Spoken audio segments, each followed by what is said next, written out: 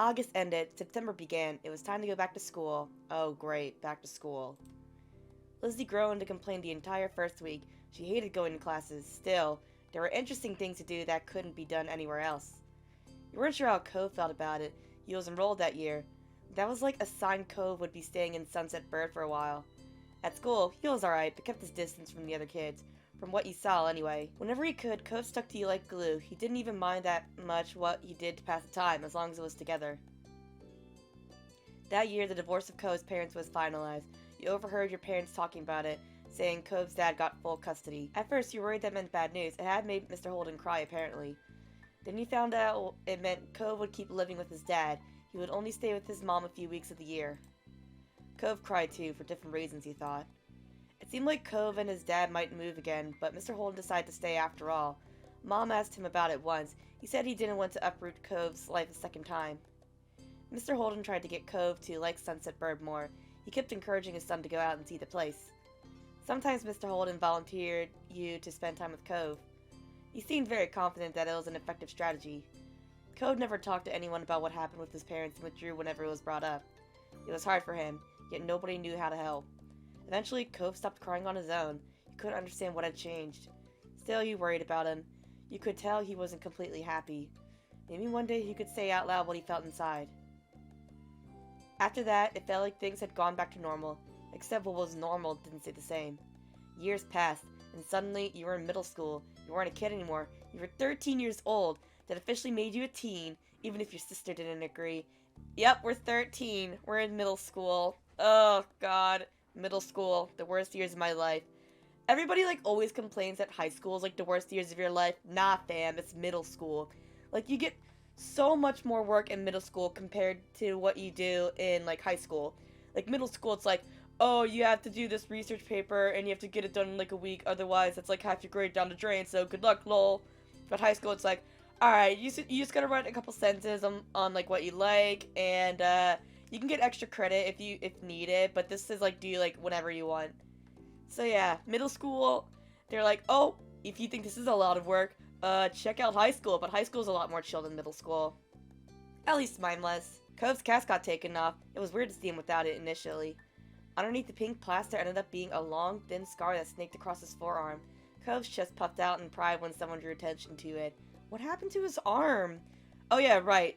Ski boat or something like that. Jet ski. But I think that might have something to do with his mom.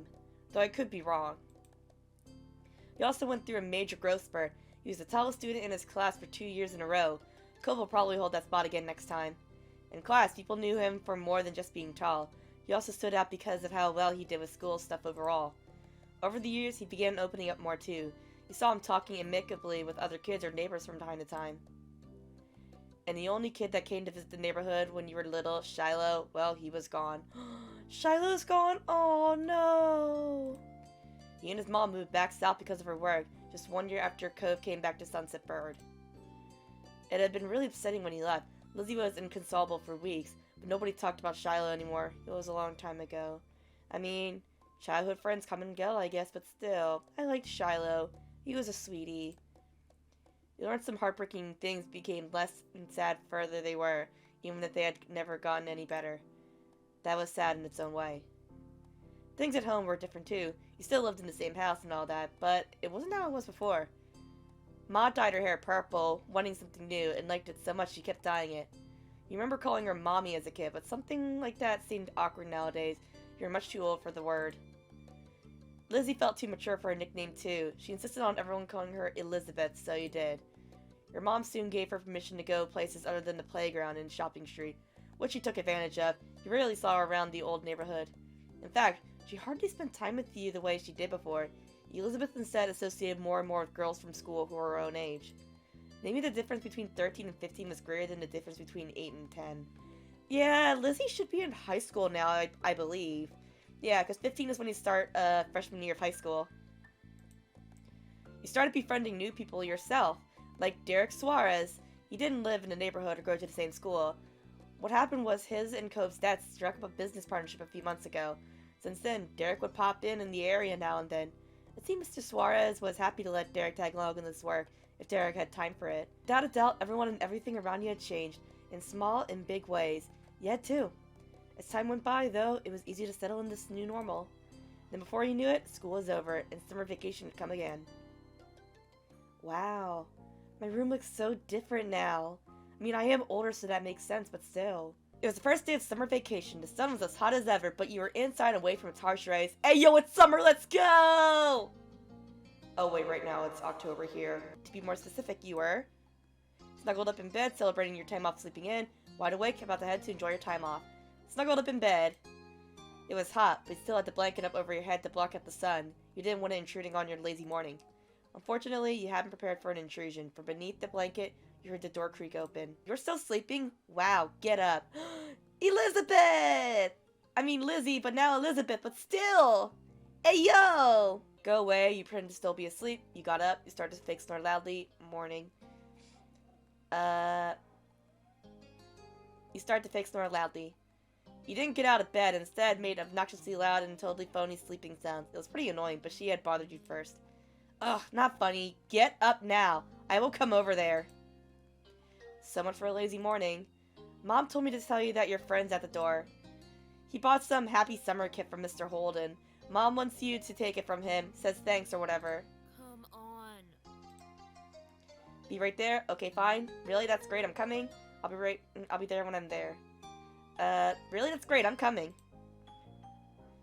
Elizabeth said nothing and left, having done what was instructed of her. You rolled out of bed, stretching your arms up high and yawning. Time to get ready. You sat yourself in front of the mirror in the far corner of your room. Your reflection hardly even fit in the frame. You're very tall. Your reflection went over the whole length of the mirror. You're pretty tall. Your reflection fit comfortably in the frame. You're average height. There's a lot of open real estate in the frame. You're pretty short. You had trouble getting your reflection to appear in the melted mirror frame. You're pretty short.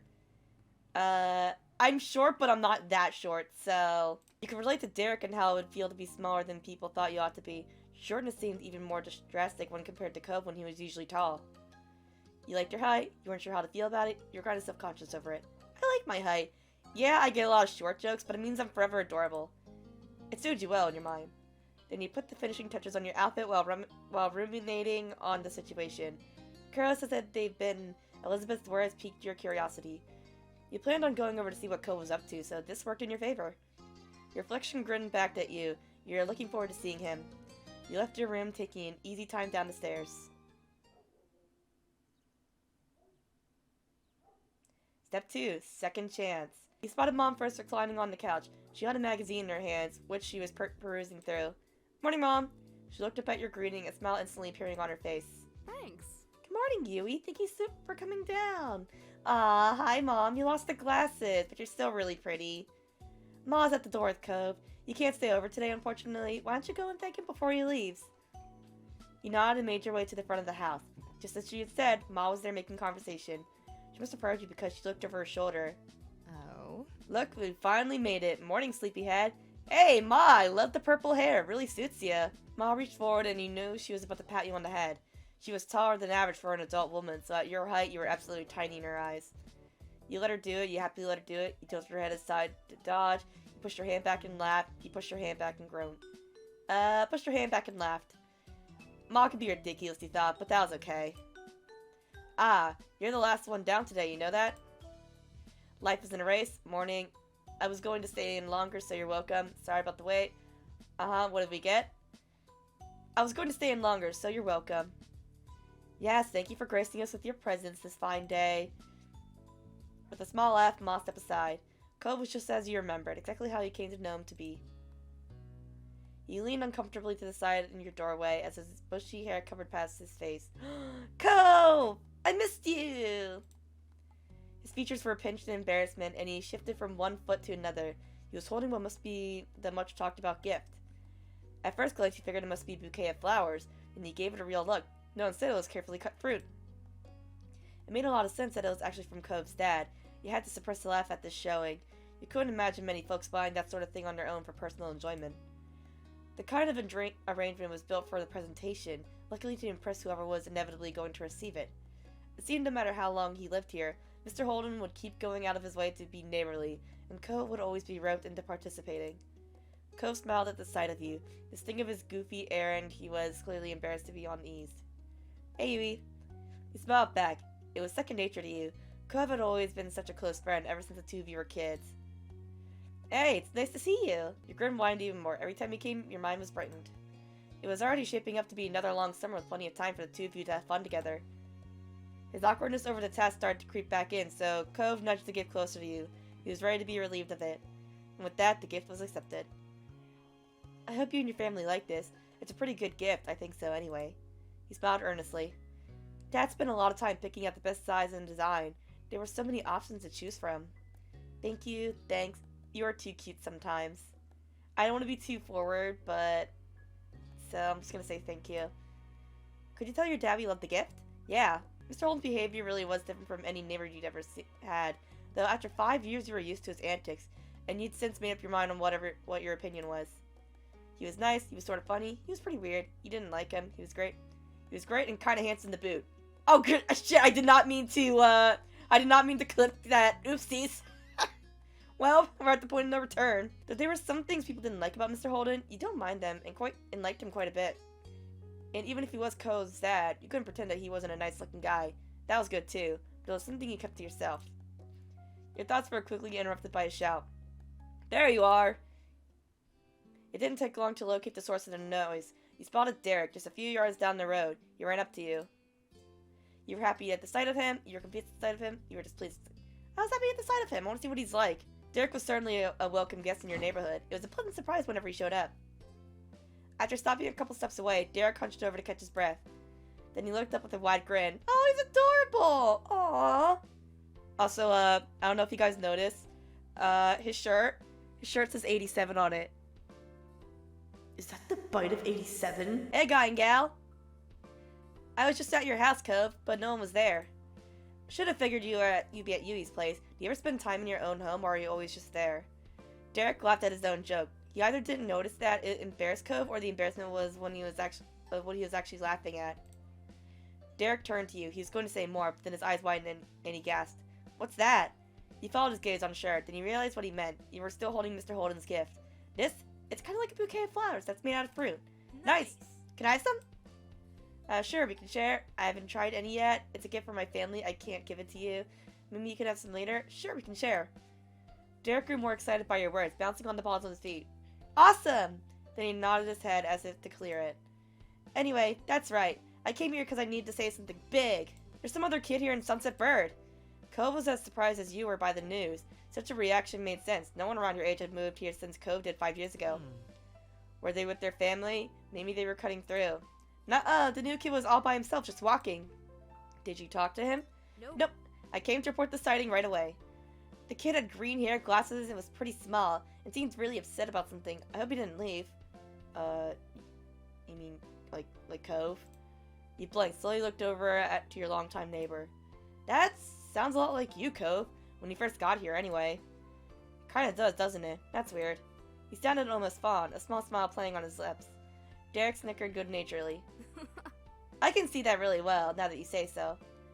But what'd you say? Let's go find Cove's lookalike. We should all meet him. Sure. I'll do it. Sure, I want to see who this person is. Derek grinned, then he pointed down the street the way he came. Last time I saw him, the mystery visitor was going this direction. Nothing else needed to be said. The three of you were off, with Derek leading the way. Derek brought you to the beach, and as a trio, you made your way down the shore to the old playground. You walked the familiar path in a comfortable silence. When you were almost there, you spotted the kid in question. His bright colors almost shone like a beacon beneath the rays of the sun. He scuffled around, kicking up the sand as he paced. It was true. He certainly seemed upset, but you didn't think he was sad, like he had originally pictured. No, with his erratic movements and scrunched-up expression, he came off angry. You started to have doubts about his expedition. Maybe it'd be better if you left him alone and let him sort himself out. Derek didn't feel the same. He waved wildly, calling out to the boy. Hey, guy, over here! The kid whipped around, an impressive scowl carving deeper onto his face. His eyes were tired, but a strong hostile energy still radiated from him. Oh, I see. Looks like an angry mushroom. What? What is it? What do you want? The sharp tone made Derek flinch. He shifted on his feet. What's your name? Jeremy. Was that it? No. I'm Derek. That's Yui and Cove. We were just walking around and saw you. We wanted to say hi. There aren't a lot of kids our age in the neighborhood. Yeah, so you know, it's cool to see someone else here. Strangely, Jeremy grew furious by your response. If steam could erupt from a person's ears, it would have happened then. They did bring me somewhere stupid, of course. I knew it. What? My parents. They're the ones who brought me. I didn't walk into this town. Can you not figure that out on your own? Right. My dad brings me to Sunset Bird, too, when he has to come for work and all that stuff. That's not bad. There earned him a glare from Jeremy. Derek winced beneath it, glancing away. It was a struggle to remain friendly with this Jeremy guy. I mean, I wouldn't want to come here for a real vacation, probably either.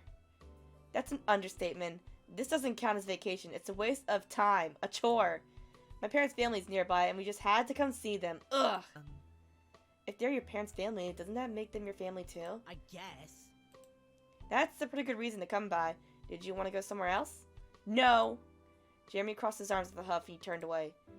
They should have just gone by themselves since they cared so much and left me home, but I'm not allowed to be by myself. It makes no sense. They're the ones who don't know how to do anything, and I'm the kid? You kept quiet. You shouldn't talk about your parents like that.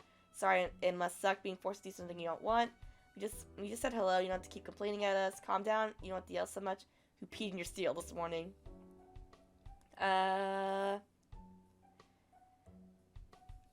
You just said hello. Wow. Why did you decide to talk to me, huh? Did I ask for that? No. Did I want you to come over and start flapping your gums at me about dumb stuff? No. Now you're gonna whine that this isn't what you wanted. Too bad. It's not my job to care. You turned to Cove, lowering your voice. You two aren't that similar after all. Jeremy must have had good hearing, though, because he caught the private exchange and scoffed. Stupid. Of course we're not similar. My eyebrows aren't stupid. Cove's cheeks flushed crimson at the insult. You couldn't be sure if it was out of embarrassment or anger. Maybe both. Come on. What? No, Cove's wavy eyebrows are so cool. How can you say that when you've got a bowl cut? Don't listen to him. They're really unique and special. Well, they are kind of silly. Apologize to Cove right now. You can't treat people like that. How can you say that when you've got a bowl cut? Yep, it's embarrassing and awful, but my parents made me. I won't have to have it when I'm older. I don't know what he's gonna do with those things except maybe shave them off. You probably should. I bet he look less dumb with no eyebrows. You just rolled your eyes, crossed your arms over your chest, you shook your head, patted Cove on the shoulder. You went towards Jeremy, you grinned at all of this. Ooh, I could fight him, but... You crossed your arms over your chest. You were getting really tired of this. Wow, what is wrong with you? Instead of taking offense, Jeremy only parroted Derek's word in a nasally voice. Wow, what is wrong with you? Wah. This is dumb. Jeremy stuck out his tongue and skulked away, throwing more sand everywhere as he went. You watched him go, hunched over, until he became a speck in your vision. Silence reigned in his wake. The three of you tried to process what just happened. I can't believe it. What do you mean, kid? Derek wasn't kidding, and by the sound of those earlier complaints, the new boy Jeremy was going to be in the area for at least a little while this summer. Derek sighed in dismay, plopping onto the ground. He followed and Code did shortly after. There wasn't much else to do. This sucks. I was hoping we could meet someone fun, hang out maybe. He shook his head. After a moment, he slowly turned to you with a hopeful expression. But, you know what would really improve the day? What? He didn't respond. Instead, he used a hand to point, right at the fruit arrangement that you were still holding. I still had the fruit? Wow. You completely forgotten about it during the mini-drama that unfolded. You had gotten used to the wait. Glancing over to Cove, you noticed he was eyeing the fruit. He must want some too. I need to save it? Why not? Let's eat. Derek perked up immediately at your words. He reached out for a skewer, hesitantly slightly once he was inches away. Are you sure? You nodded with an eager grin. He flicked out a prime row of fruits. Cove grabbed one for himself after him, only you were without a skewer of your own. You took a pineapple skewer, took a grape skewer, strawberry skewer, melon skewer. Strawberry! The strawberry was a bright red and beckoning you. It was the obvious first choice. Derek ate a pineapple skewer enthusiastically, finishing it within moments. This is amazing! It's not different than any of the normal fruit. It's kind of worse. These have been out in the open with their skins off for a while. Sheesh! Hey, you two, remember the Land Before Time? That fruit thing makes me think of it. The dinosaurs all like the leaves that were shaped like stars. Oh, yeah, I remember that. I haven't seen that movie in forever, though. How many Land Before Time movies are there? I think there's like 20 last I checked. Tree stars. Yeah. Yeah, chomping leaves looked so delicious when they did it. And there was this scene with the pretty trees and all the dinosaurs came in and picked everything off them until there was nothing. That's us right now. Awesome. I love that movie. I haven't seen it. I like that one. That movie's for kids. Eating leaves looks good. Should I worry about you? Do you think things taste better when they're shaped like stars? Eating leaves looks so good. Should I worry? Nah, I'm gonna say this one. He snickered. Not everything, but it probably helps. The three of you continue like this for the next few minutes. Eventually, the display was barren. It looked weird when developed by fruit. Hey, we weren't supposed to eat all of it. It did help make you feel better. Eating it all hadn't really made you feel better. Hey, you weren't supposed to eat all of it. Oops. Really? You couldn't stop yourself from saying it to boys. You just wanted to eat some and have a nice time. Now you are probably going to get in trouble. You can only accept it though. Hey, Yui. Yeah? The two of you met eyes casually. That was pretty cool what you said back at that guy. Oh, thanks. I was just saying what I thought. Derek chimed in well in high spirits. You totally owned him. I don't know what his parents say, but it's good at least somebody around here is to tell him what's what. Yeah. Derek then sighed back on his arms. He contemplated the sky with a content sigh. So, are you both ready for summer break? Yeah, no, I'm not sure. Are you? How's someone supposed to be ready for a break? Yeah, I'm ready. Cool on you. I wish I could say the same. It feels like there's a lot to plan for. What about you, Cove? Are you ready? I think that depends. Before I could say anything, the light atmosphere was shattered. Hey! Yui! You glance over your shoulder to see your sister. She strode closer and closer, appearing none too pleased. I've been looking all over for you. Ma said you and Cove ran off with the thing Mr. Holden bought for us. She leered over you with arms folded. So where is it? Well, it's gone. What do you mean, gone? You moved over to the side to face her completely. She zeroed in on the bouquet in her hand, which was now populated exclusively with skewers, dripping in juice and tiny flakes of leftover fruit pieces. Her mouth dropped open and the tone of her voice rose. What? Seriously, Yui? What were you thinking? It was supposed to be for all of us at home. She glanced at Cove, who sat beside you, and continued mockingly. Even if you did have an in with the delivery boy, that was up to Mr. Holden. Cove gave you a bent smile of support, which didn't help disprove her accusation. Sorry, Elizabeth, get over it. Well, the morning's been kind of a disaster. We were hungry? It wasn't us. A seagull came down and ate while we weren't looking. Well, the morning's been kind of a disaster. Oh no, I think I hear the mean kid coming back. We better get out of here. Elizabeth blinked confused and looked around. What? What kid? I don't see anyone. Derek didn't bother explaining. He just launched to his feet and ran off. Cole popped up too, gladly taking the opportunity to exit the situation. He followed after Derek and he sent a look to you from over his shoulder. You turned to watch Elizabeth. She stared back, brow raised. You ran, you stayed. Run, bitch, run! Without a word, you two got to your feet and bolted down the beach. Unimpressed, Elizabeth rolled her eyes. So immature. Yeah, well, takes one to know one. She shook her head as she walked toward the house, not bothering whatsoever to follow. Meanwhile, the three of you made it back to the shoreline. Derek pumped his fist, grinning in triumph. We escaped and shall live to see another day. Exactly, but we should keep moving. Yeah, for now at least. Victory! My moms are gonna be so mad when Elizabeth tells the story. Oh well. You chuckled together, walking further down the beach side by side. You definitely wanted to stay outside a little while longer. You had gotten a bit of a scolding from your moms for not saving any of Mr. Holden's gift for Elizabeth, but you didn't get any real punishment for it. Instead, while you were out with the boys, Elizabeth returned home to share the news. The three of them went to get dessert on their own. It was declared even by your parents when everyone got back and the event was settled. Yeah, that's fair enough. That's fair enough. Later that night, you found yourself seated near the kitchen counter. Your fingers drummed on the surface as you waited, your gaze turned on the phone. You're waiting on a call tonight, specifically from your cousin Leandra. You didn't want to miss it accidentally. Your uncle, aunt, and Lee used to live many hours away. Your families only saw each other a few times a year for big occasions. A while back, though, they'd moved and they were closer to you than ever before. You now hung out regularly. With school being out, you're positive she's going to want to come over a lot. The two of you were the same age and got along well. She used to be really fond of Elizabeth too. But now that your sister had become allergic to interacting with her own family, it tended to be just you and Lee who spent time together. She was your only friend who was a girl. Being family helped make you close, but you had a lot of girlfriends. This one. You often gravitated towards the other girls and befriended them pretty easily.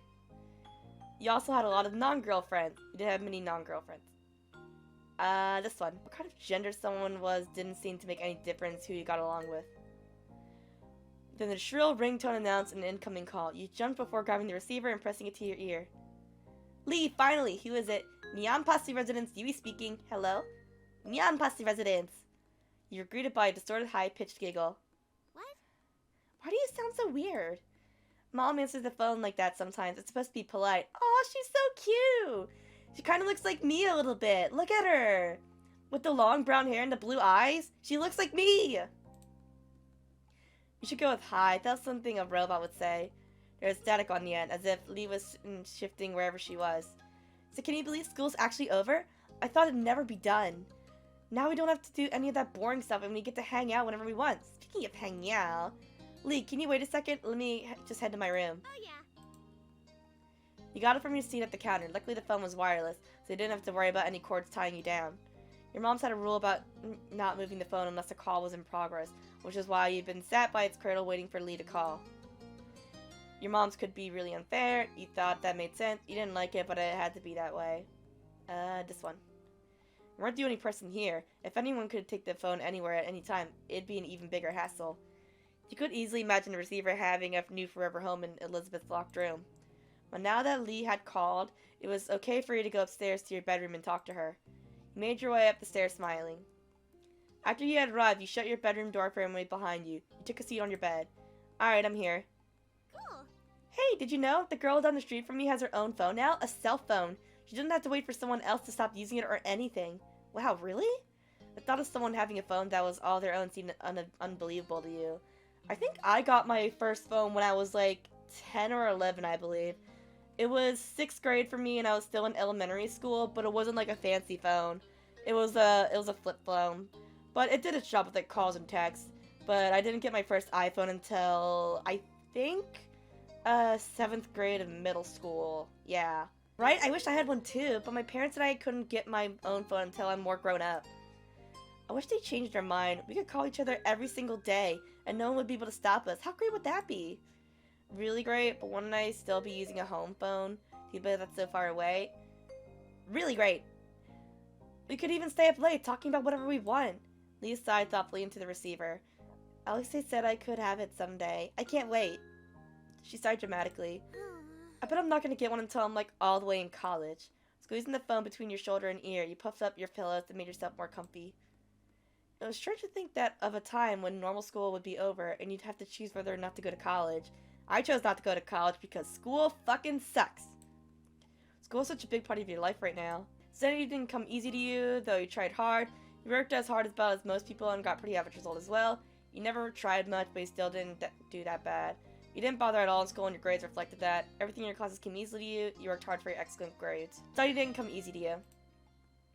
You knew it was important that you wanted to do well. Frustratingly, even though your best didn't even seem quite ever to be good enough. You didn't even know it could be harder. You felt a lot of pressure to get higher grades than needed last year. You hoped they'd do just as well this year, but it wouldn't be a big deal if they dropped some. You're confident your grades would remain great. You had no plans on getting excellent scores this time around. It just wasn't something all that important to you. Yeah, I didn't really give a shit about my grades when... Actually, I kind of did because I thought I would be going to college because what I wanted to be when I grew up, like, changed a lot. Like, at first I wanted to be a veterinarian, but then that changed when I realized I had to cut open animals for surgery, which I did not like. Then I wanted to be, like, an artist, then I wanted to be a psychologist or a child therapist or something like that, then back to artist, and now I just want to be a Twitch streamer. College just isn't for me. I dreaded school. You tried to sound engaged, but your mind had decided to go back to school despite the season. Lee knew too well to be fooled. What's up? You sound so spacey. What's up? Just thinking about school. Lee groaned. Are you thinking about how we don't have to think about it because it's summer? That's what I'm doing. I'm looking forward to going back. Let's make a petition for more summer vacation. It's so awful I hate going. Come on, it's too scary not to think about it. Let's make a petition for more vacation time. Yeah, everybody in class would sign it. Maybe some of the teachers too. Though I guess school isn't all the way bad. You can do some good things there. You can just do more than when school's out. Learning new things can be cool. Gym's pretty great though. It's the easiest way to hang out with people not in the neighborhood. The cafeteria lunches at my school could be better than they had any right now. There's nothing good about my school. It's the easiest way to hang out with people not in the neighborhood. If I didn't go to school, I'd never meet anybody new. No one really comes here. Uh-huh. Learning new things can be cool. Gym is pretty great. And lunches at my school could be better. Oh, I guess I just keep going. Gym's pretty great though. There are all sorts of sports stuff during gym. Oh yeah, it can be fun sometimes. Learning things can be cool. I just wish everyone did okay with how they taught the things, not just some people. Me too. And cafeteria in school could be better than they are right now. Lucky mine's pretty boring. But that was all. And that's pretty much everything that's good about school. Okay, point taken. Alright. Now I decree the topic of school is officially closed. We have to talk about this summer first before we start planning the rest of our lives. I've got some plans already. Ooh, tell me. I'm gonna visit my cousins. You chuckled, of course. What's something you want to do? The first thing that comes to your head. I want to spend time with people. I've got some new art supplies, reading. I'm gonna catch up on movies and TV. Probably will spend time at the beach. I don't want to do anything at all. It's a vacation. I got some new art supplies. I can't wait to try them out. I can't wait to see what you make. You lean back in your bed, settling in as you continue chatting with your friend. Even though it hadn't been that long since you saw her and you'd be seeing her soon, you found plenty to talk about. I was with Cove and Derek today and we met a new kid. Like at your neighborhood? Mm-hmm. His parents are visiting family, so it sounded like he'll be around for a little while. I don't know how long. What was he like? Creepy, mean, weird, kind of interesting, mean. You kept snapping when all we were trying to do was talk to him. He just kept being rude to everyone. But especially Cove, it was awful. I don't think I want to meet him. You want a boy to stay away before even meeting him? That's an unexpected twist. Your cousin was pretty popular with the boys who knew her. She seemed happy enough to have them around until they started to annoy her. Who are you to talk? Cove and Derek are always around. They're both boys, you know. That's true. This is not the same. They are not always around. I'm not the one who invites them. They show up on their own. You weren't able to say anything to that. That's true. Lee laughed at your affirmation, deeply amused. Even though she couldn't see, you shook your head at her, grinning to yourself. There was a stomping noise approaching your room, heralding the arrival of your irritated older sister. She flung the door open, a frown etched on her face. Come on. How long are you going to hog the phone? Glancing at your watch, you realized that your quick call had gone on much longer than anticipated. Elizabeth held out her hand, the other one lodged on her hip. She noticed the realization on your face. Time's up. Gotta go, I'll see you soon, okay? With a sigh, you said your goodbyes to Lee. Sorry for being long, I'm sneezing it. No, get out of my room. Gotta go, I'll see you soon, okay? Bye. Okay, see ya. Tell Elizabeth and your mom I said hi too. You barely pressed the end call button when Elizabeth whisked the handset away from your fingers and began dialing someone new as she strode out of the room. Your mom's voice called from downstairs. Hey, has anyone seen the phone? I'm using it! With that, she shut your door behind you. Silence was left in the wake. That was one way to end your first day of summer break. Sometime later, it had gotten dark outside, and you laid in bed wide awake. Your window rattled all of a sudden, startling you badly. You flinched, staring over at it with furrowed brows. From your vantage point, you saw only the moon and an open sky. You were scared, confused, annoyed, curious. Curious. What had caused that noise? Cocking your head, you sat up and moved closer to the window. You wanted to get to the bottom of this. To your utter shock, your gaze was met by a pair of familiar ocean blue eyes. Cove? You squinted. Yep, Cove was right outside your window. Aww, how cute. Your house was very angular, and some parts stuck out further than others, that theoretically wouldn't be hard to climb around. Still, just because somebody could didn't mean you expected it to ever happen. To his credit, Cove was doing fine. His feet were braced against a section of the wall that jutted out, his arms flexing at the effort to keep him upright. He easily lifted a hand and waved at you from the other side of the glass. You hurriedly opened the window. Cove climbed over the ledge, releasing a breath once he was safely inside. Hi, Yui. What are you doing? What's up, Romeo? This sure is a surprise, but you're always welcome here. Is everything okay? What happened? You're lucky you didn't start screaming. Amazing, my dreams have come true. What's up, Romeo? I needed to talk to you and couldn't wait until forever. If I rang the doorbell, I knew your moms would have answered, and they'd just make me go home. I didn't really want to explain why I was coming over anyway. I don't want to talk about it. Well, besides with you, I mean. That's why I did that. As unexpected as this was, you were touched. Cove felt that he could tell you what was wrong. I might have tried calling or something, except my dad was on the phone. Cove suddenly looked very cross. Dad, he was talking to my mom. Still is, probably. You raised your eyebrows. Cove had eavesdropped on his parents' phone's conversation. You shouldn't have done that. Eavesdropping's bad. I would have done that too. Didn't comment on his eavesdrop. I would have done that too. Cove looked relieved. A small smile played on his lips. Yeah, it's hard not to spy at least a little. It was about me. Are you going to stay with your mom for a while again? Every year, Cove was sent off to live with his mom for a few weeks. When it happened varied. Sometimes he would go during winter break, but usually he went during summer. Even though it was hard news when you found out he was leaving and you missed seeing him those weeks, you understood. To your surprise, however, he shook his head. That's what I thought too, but no, that's not what they were saying. My dad asked my mom not to have me leave this year. He said she could come stay with us here. Really? He waited for him to continue. He didn't. The conversation abruptly dropped off. What did your mom say? She told him she'd come. I know she's coming soon, before school starts. Oh. You had heard Cove talk about his mom a lot over the years. He'd tell you about past memories or what happened while he was visiting her. Still, it was one thing to hear about someone and another to actually meet them very soon. You're going to see Cove's mom in person. You were taken aback by the news, so you could only imagine how Cove felt. You looked over at him. He was pacing across your room, his features painted with dread. Before they barely stayed in the same room long enough to have lunch, now we're all going to be together again, the three of us, after all this time, just for a few weeks. I know I should probably be happy that they can talk to each other now. I'm still not. I'm just confused and freaked out. And I feel really bad for feeling this way. Yui, it's so... His fist tightened and his eyes became misty. I shouldn't keep getting like this. It's been a long time already and I'm not a little kid. Though he wouldn't meet your eyes, you knew he was waiting for you to say something. There's nothing wrong with feeling bad. This is hard to deal with. We can deal with this. I'm sorry. You know I'm here for you. Yeah, that's a lot. You didn't know what to say.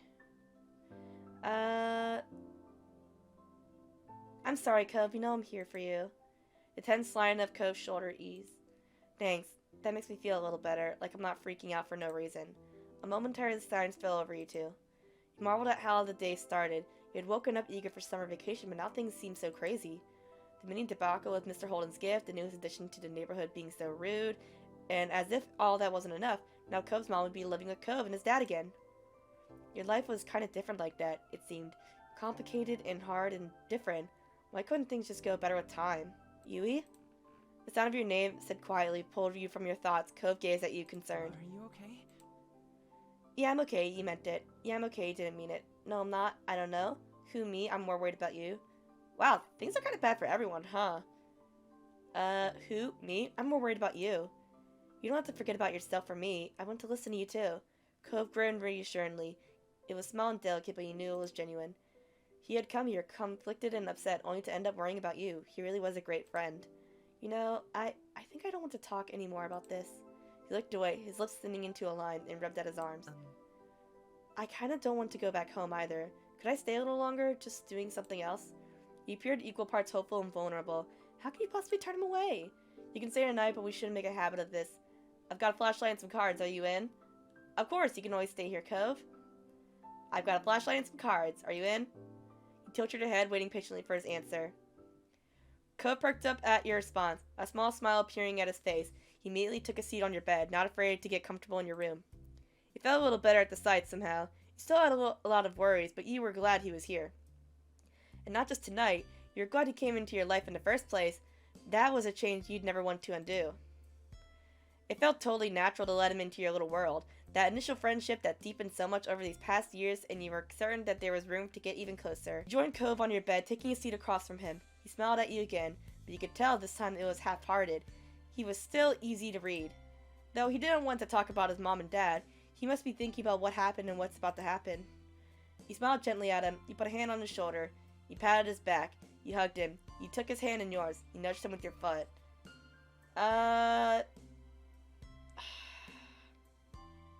Which one should I do?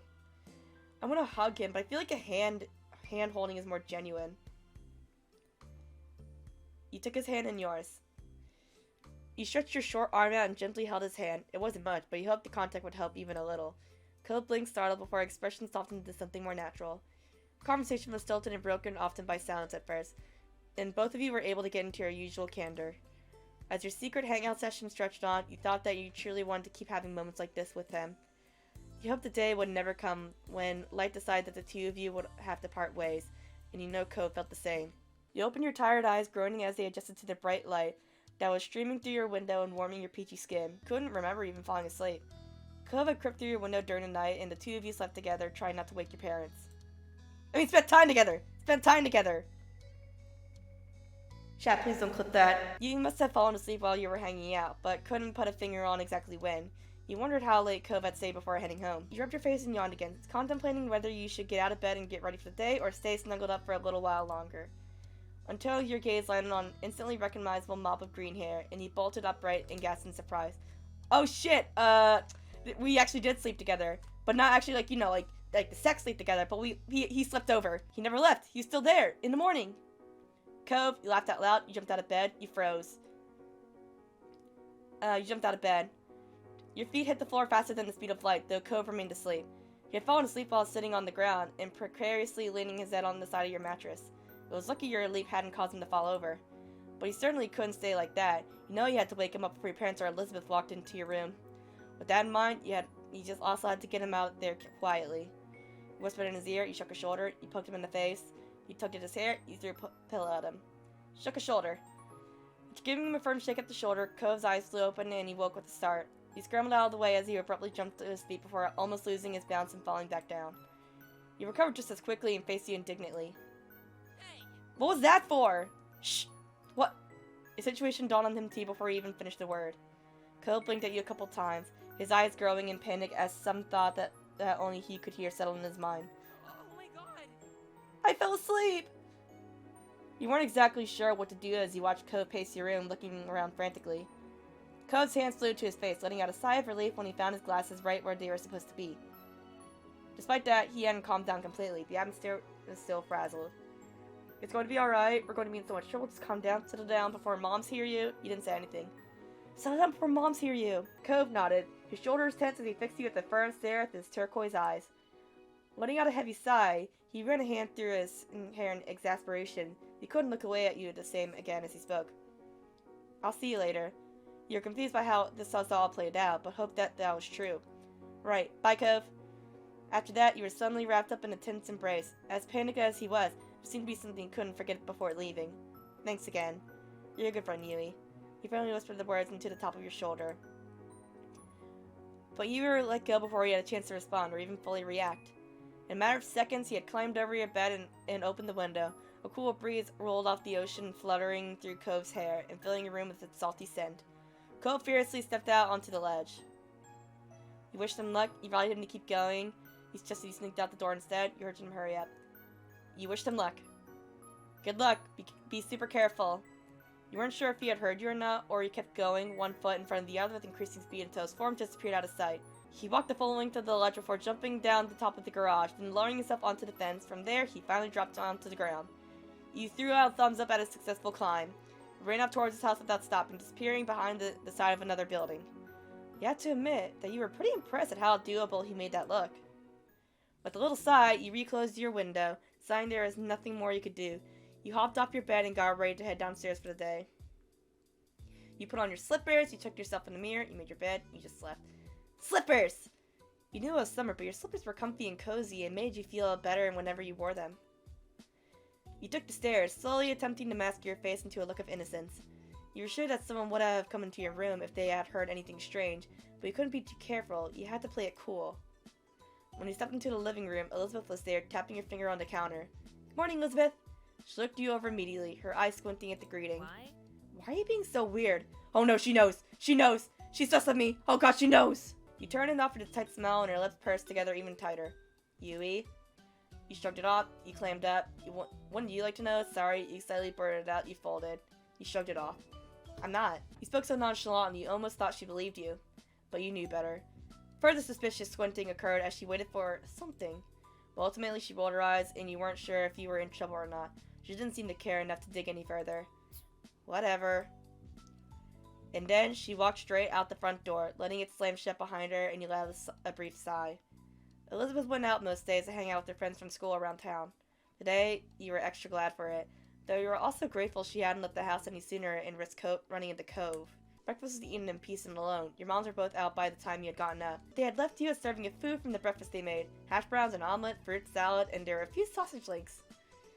You took a bite of everything. You passed on some parts because they weren't things you liked. You passed on some parts because you were trying to avoid meat. Ew, god no, I'm never gonna be a vegan. You passed on some parts because you were trying to avoid animal products. I took a bite of everything. It was tasty. You appreciated that there's a variety in the meals your mom's made. The day lazily drifted by at home, and eventually your parents returned. You pulled open the fridge again, lingering in the frosty air for a moment before gathering a bottle of ice-cold water and taking a long drink. It was a perfect balmy summer afternoon, and you decided to head outdoors and find something to do. As you were heading out the front door, you paused for a moment. You hadn't seen Cove since he left that morning, and you couldn't help but think about what had happened to him. Would it be bad to go over to his house right now, or to call to check up on him? You stepped out of your house, still stuck in an eternal debate with yourself, when a voice caught your attention. Hi. Hi, Yui! Confused, You looked over to an unrecognizable woman was waving at you. A friendly smile plastered on her face. You racked your memory for where you might have seen her before, but nothing came to mind. Oh, is this Cove's mom? Not your school or from the country club your mom took you to. You had absolutely no idea who the woman was. The woman crossed the road towards you, and you were a little unsure whether you should stay put or go back into the house and lock the door. Oh! I'm guessing this is Cove's mom. Oh, wow. Hello! God, why is everybody in Cove's family so hot? Oops, I'm sorry. Was that presumptuous? I've heard about you, but you have no idea who I am, do you? You shook your head, and she moved her sunglasses to reveal sparkly ocean blue eyes. All of a sudden, she seemed a little more familiar. Oh, and her eyes are so pretty, too! My son lives here, and my ex, too. With a bent smile, she lifted a hand to point at the condo across the street from your own house. She was Cove's mom! You didn't know why you hadn't realized sooner, now that you'd gotten a good look at her. She seemed nice, she seemed sort of strange, she seemed really young. It made sense that she was Cove's mom. She felt so different at Cove. She was super pretty. She was super pretty. This beautiful lady was Cove's mother. Wow. It was kind of crazy how both his parents were that good looking. No matter your thoughts on her, you still felt taken aback that she had appeared here so suddenly. Cove mentioned she was coming, but you hadn't gotten the impression that it would be exactly the very next day. She extended a hand again, this time for you to take, and you studied the manicured fingers in front of your face and the assortment of bracelets that dangled from her wrists. I'm Kyra Priest, but you can call me Kyra. You shook her hand. You didn't I shake her hand. You reached out and took her hand. She shook yours firmly, grinning wide. I'm Yui, but you already know that. That I do. Cove's mentioned you to me before, and it's nice to officially meet you, Yui. Cove talked to you about his mom. He had mentioned how he said things about you to her. What has Cove said about me? What are you doing here? Nice to meet you too. You kept quiet. What has Cove said about me? Oh, I can't tell you that. I've already said too much. The sound of a door opening and closing caught both your attentions, and when you turned toward the sound of it, it was to find Cove exiting his house, his eyes skimming the ground. Considering just how tall he had grown, you kind of lingered his mom also would have been tall, but she was much more on the short side for an adult anyway. Cove's height must have come from his father. My baby. There you are! I thought you were going to keep me standing out here all day. You tried to catch Cove's eyes as he walked towards you, but his gaze was firmly fixed on the sidewalk. When he finally crossed the road and looked up, he gave you a pitiful look. After the way he had acted last night, you knew he must be feeling pretty mixed about all this. You tried to wordlessly express that you understood. Cove and I are heading into town to grab something to eat while the snore is at work.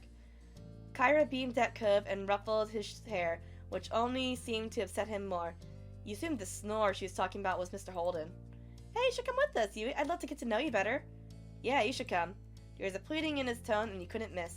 Of course I'll run it by your parents first, responsibility and all that. Any whoosies. It'll give me an excuse to meet them, which I need to do at some point. It's important to be neighborly if I'm going to be roosting on the street for the time being. Any whoosies, let's go. Kyra walked ahead, towards your house, and you hung back with Cove, who wrinkled his nose as he watched her. Sorry. I'm sorry about her, but I really do want you to come. I don't want it to be just the two of us, not right now. You leaned in closer and whispered while checking around for anyone who might hear. What happened? Did your dad know you were gone? Cove shook his head and sighed heavily. Dad was so focused on Mom showing up they didn't even notice. I thought when I heard them on the phone last night that it was something they were planning on for the future. This morning, Dad said it was supposed to be a surprise, and I guess that was a surprise. She's gonna be here all summer. Oh, you're surprised to hear that too. Cove sighed again and even heavier. I'll go with you if you really want me to. He smiled, his shoulders relaxing a little in relief.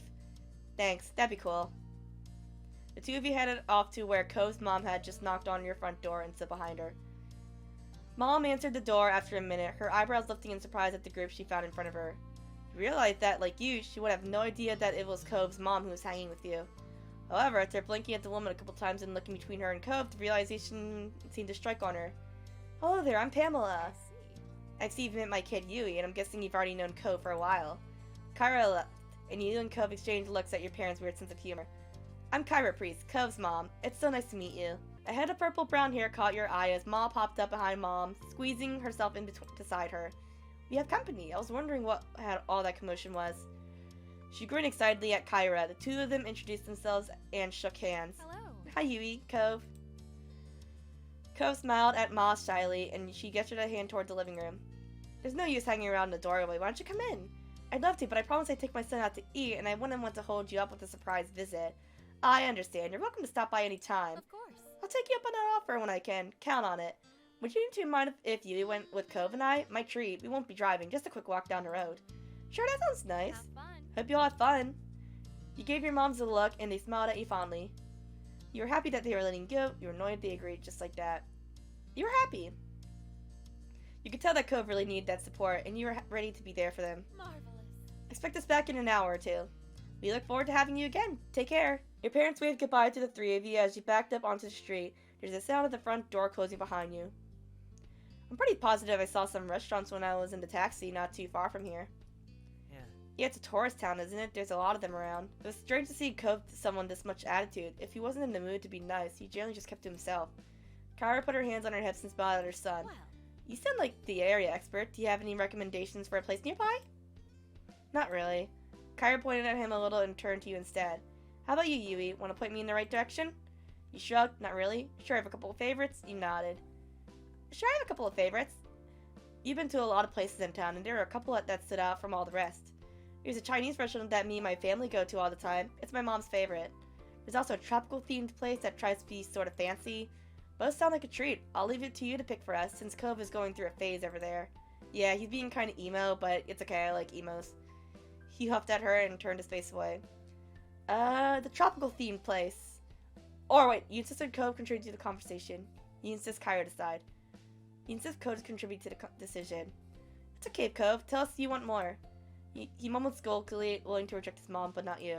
I like the tropical place more. That's what I would have gone for, too. With 2 votes in favor for one restaurant, it seemed like it was settled. We can go there. thank you. Will you show us the way? You nodded, taking the lead of your little group as Cove and his mom followed behind you. Together, the 3 of you left the neighborhood behind. The walk was about 15 minutes, and along the way, Kyra asked a lot of questions about the area. Cove was quiet most of the time, so I ended up answering her instead. Kyra explained that she lived in a large city, and she loved how peaceful and relaxing everything seemed in Sunset Bird. The restaurant was busy as usual, and luckily you were shown right at a small table. Kyra lowered herself into a chair while Cove picked the one diagonal to her, not facing her, or to the side of her. It was awkward. Let's see. To start, what would you like to drink? I'll get an orange soda. Yui? Just water, soda, milk, juice, coffee. Soda. Which flavor? Cola, orange, grape, lemon lime, root beer, ginger ale. Orange or root beer? Or ginger ale? Root beer. Sure. Kyra placed the order for your drinks, getting a black hot coffee for herself. It didn't take long before they were brought to the table and set in front of you. You took a long sip of your drink as you looked around the restaurant. Your small group checked over the menus, deciding what to order. The last time you came here, the dish you ordered was amazing. You wanted to order something different this time. Kyra and Cove didn't need any encouragement for this. They were totally focused on the information in front of them. Soon the meals too were ordered and the menus were taken away. You glanced at the table surface, waiting to figure out what to say. Cove sunk back farther into a seat and avoided eye contact. He started to twiddle his thumbs while acting like all this was perfectly normal. His sour feelings today were unignorable. Instead of asking more open questions he'd brush off, Kyra had mercy on her son and instead put her focus towards you. So? Yui, what's a few things that you're into? There's gotta be something you do for fun, especially now that you're not buried in school assignments. I like to read, I like to watch. Games are fun, I like to play, I hang out with people, I go to the beach, I'm into sports, music, art, write things. Studying, fashion, I'm really into Cove! What do I just say? I'm really into Cove! I can't say that. Games are fun. I like to play video games. I don't know much about them. Maybe you can show me sometime?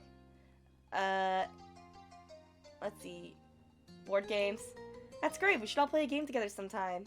Card games. I like card games too. Maybe we can all play together sometime. And, let's see. I spend time on art. Drawing. I filled out a lot of sketchbooks. I create digitally. My computer at home doesn't really have all the programs I need. And I'm really into Cove. Kyra let out a sudden laugh and Cove guessed beside you. It was dramatic enough inhale that he almost choked on the soda. You shrugged at the reaction. It was a truthful answer to the question. Yui! Cove whispered at you disapprovingly, obscuring part of his face with a hand, but Kyra only waved him off and encouraged you to go on. We spend time together like we can. I like it. Well, we have something in common. Kyra smiled at Cove, who didn't look up too impressed at either of you at that moment. I hang out with people. You didn't say anything else. Thanks. I'm happy to learn more about you. There's so much I hadn't heard. Cove leaves the details out. He was trying not to pay attention, but you could tell he was uncomfortable. Hoping it would clear some of the tension here, you decided to ask Kyra a few questions of your own. Cove hadn't told you much about her, and you were curious to know more about this woman who was such a big part of his life. What exactly do you do for work? I'm a travel writer for magazines and things. I keep people in the loop on what's worth seeing. It's good work. Wow. What do you like to do? Where do you live normally? Are you in a new relationship now? Why did you and Mr. Holden get divorced? I'm not asking that, so... What do you like to do? Spend time with my little boy, of course, and traveling. A real shock, huh? Are you in a new relationship now? Kyra brushed the question off lightly. Not at present. Where do you live normally? Nevada. Have you ever been there? You shook your head. No, but I have a few friends that are from there. It's a beautiful place. Check it out if you can. Of course you'd be from Vegas. Couldn't bring yourself to ask another question. It didn't seem to bother her that the conversation dropped off. Cove sipped his soda angrily, slurping up the remaining drink with furrowed brows. He looked ready to run straight out of the restaurant. You weren't sure if coming along had ended up making the lunch better or worse. You made a silly face at him, you smiled at him, you gave him a sympathetic look, you flicked a straw wrapper at him, you left him alone. You smiled at him. Cove eventually noticed you watching him. It took a couple of moments, but finally he cracked a smile, and at that you feel a little lighter inside. You two seem very cute together. Cove covered his face with his hands and leaned back in the seat. Seriously? Mom, why would you say that? You felt bothered too, you blushed. Thanks, we are cute. You just slapped. You blushed. The way that she had embarrassed you, you weren't prepared to have Cove's own mother describe the normal interaction the two of you had as cute. Your meals were delivered shortly after that, and everything was so delicious even Cove enjoyed his food. Okay. Alright, now that we're all full and content, can you explain, please, why you had a bug up your butt all day? Cove's face scrunched at that. Seriously, baby, what did Mom do to make you this mad? I haven't even been around a full day yet. He gripped at the edge of the table, refusing to make eye contact. The words he spoke were barely audible over the din of the restaurant. You could have told me. She leaned forward to not miss anything else, eyebrows raised. Told you what? He finally seemed to find his voice and spoke the thoughts that had been out of his mind. That I wasn't going to visit you this year, that you were going to be coming instead. Didn't you invite me? You wanted me here with you. Cove's eyes began to shake, and his frustration ebbed. I don't want to be around, but I didn't know it'd be like this. It's not the same, and nobody said anything. I see. Her expression grew tense. She threaded her fingers together and placed her hands in front of her on the table. We've both been gifted another Clifford surprise. Referring to that as a Clifford surprise almost caused both you and Cove to crack a smile. You had also had no idea his name was just Cliff over 5 years. Nobody had just ever called him Clifford until now. She smoothed her hair out, not letting go of her stern look. I forgot that Dad's name was Cliff. But I guess his dad's the big red dog, which is a nice contrast with all the green. I can go home, Cove. We can still set up a normal trip to my place before the summer ends. Cove's lips tightly closed together. He seriously pondered the option.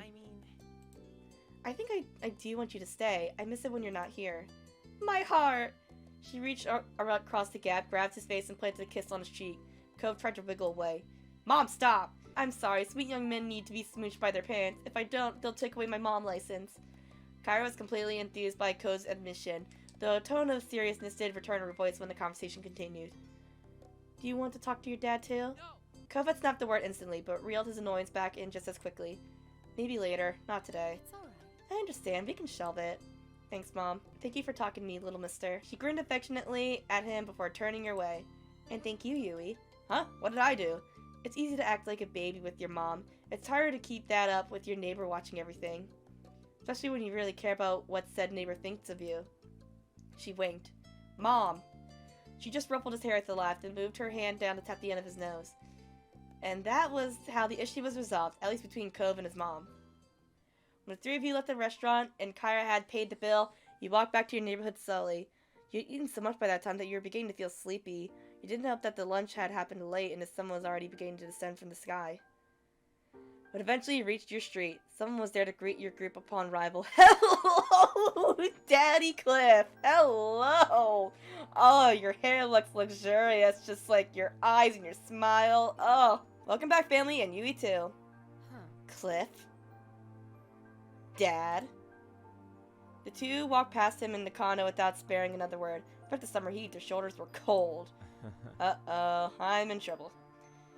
He rubbed the back of his neck with a crooked smile, but his eyes were soft as he looked on after them. He's so much like his mom, don't you think? He gave a vague nod, not sure what he was expecting you to do. He nodded back far more energetically. Okay, have a nice night, Yui. You too, Mr. Holden. With that, Cove's dad disappeared to join the others inside. It was your turn to go home now. Summer hadn't started off at all how you imagined it would have, though it turned out to set the tone well. Having Kyra in the neighborhood was a new experience for not only you and Cove, but also both your families, and a dull moment was rarely had. Alright, here we go! Alright, let's start off with Wave. The family shopping trip had lasted most of the morning, and you still had to unload everything from the trunk before you could go enjoy the afternoon. You cradled another bag in your arms as you headed toward your house. It was one of the heavier bags from the grocery store, loaded with fresh apples, ripe tomatoes, a bunch of carrots, and even half a watermelon. Ma came out the front door and paused just ahead of you. It's no trouble. Need any help with that, Yui? I can bring it the rest of the way if you want me to. Yes, please. It would be helpful. Yes, please. It was just too heavy. No, I've got it. You're doing fine. I've got it. You could just manage to hold it. You eagerly agreed with a nod to your head. You needed someone else to take it. You didn't say anything. You could finish your job with yourself with no problem. Yes, please. It was just too heavy. Ma stepped forward to take the bag from your arms, and you headed back to the car to grab a new one. The time you got a smaller bag with a loaf of fresh bread and a couple of packets of dried pasta spirals. You passed Ma again on your way back to the house, and she gave you an encouraging grin and rustled her fingers through your brown hair. You set the next bag on the counter. Your older sister began to root around the inside for the contents with a sigh. How much is left? Still a few more bags. Careful. Careful, Yui! You hadn't been looking where you were going and bumped right into Mom, almost stepping on her toes to boot. Sorry! I can give you a pass this time, but be sure to watch where you're going. If you run into the wrong person, you might get your license revoked. She grinned at the bad joke as you continued through the door. Outside, Maud started organizing what remained and putting back any loose object that had fallen out during the trip. When you stepped up to the trunk beside her, she took in a big breath of air, her dress gently swaying around in the breeze. That's a shame.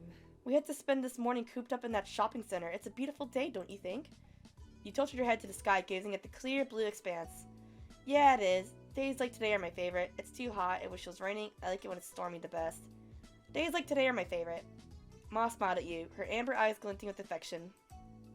You and your sister are a lot alike in that way, and me too. You gave her a familiar look, but eventually you turned back to help her with the last one of the bags. Oh, hi, Cove. You noticed Mom was over at Cove, who had just exited his front door. His surfboard propped up under one arm. Let me see. A surfboard and wetsuit. Where might you be off to on this beautiful day? Cove flinched at being called so suddenly. He hadn't realized there were people out there already, but he quickly recovered. Good one, Mrs. Nyampasu. He crossed the pavement to properly say hello to you and your moms. Hello, honey. It's a beautiful day for surfing. I haven't been out on the waves in a long time. I'm jealous. Cove smiled. Please have people around who shared in this hobby.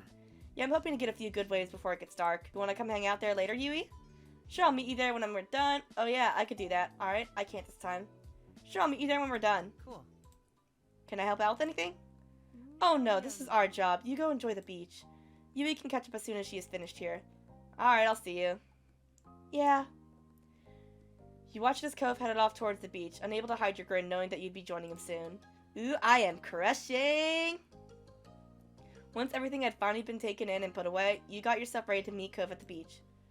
You had a surfboard in your room that you wanted to take with you. Your family had a surfboard around here somewhere. You weren't sure what you were going to do. He was surfing, you didn't know how. This one. You said the same thing to your parents, and while Ma laughed a little, Ma gave you a smile. Well, You'll just have to go there and see what happens. Cove must have been so excited to invite you there that he forgot you don't surf. Or he's hoping you'll go watch him soon so he can show off. Oh yes, I used to do that. I know, hon. I experienced Yui's situation firsthand. I was stuck on the shore too. You notice what I was doing? Yes, and after the very first time, it's not a subtle move. How embarrassing. Aww, Ma and Mom are flirting. I was still impressed. aww. Aw, thank you.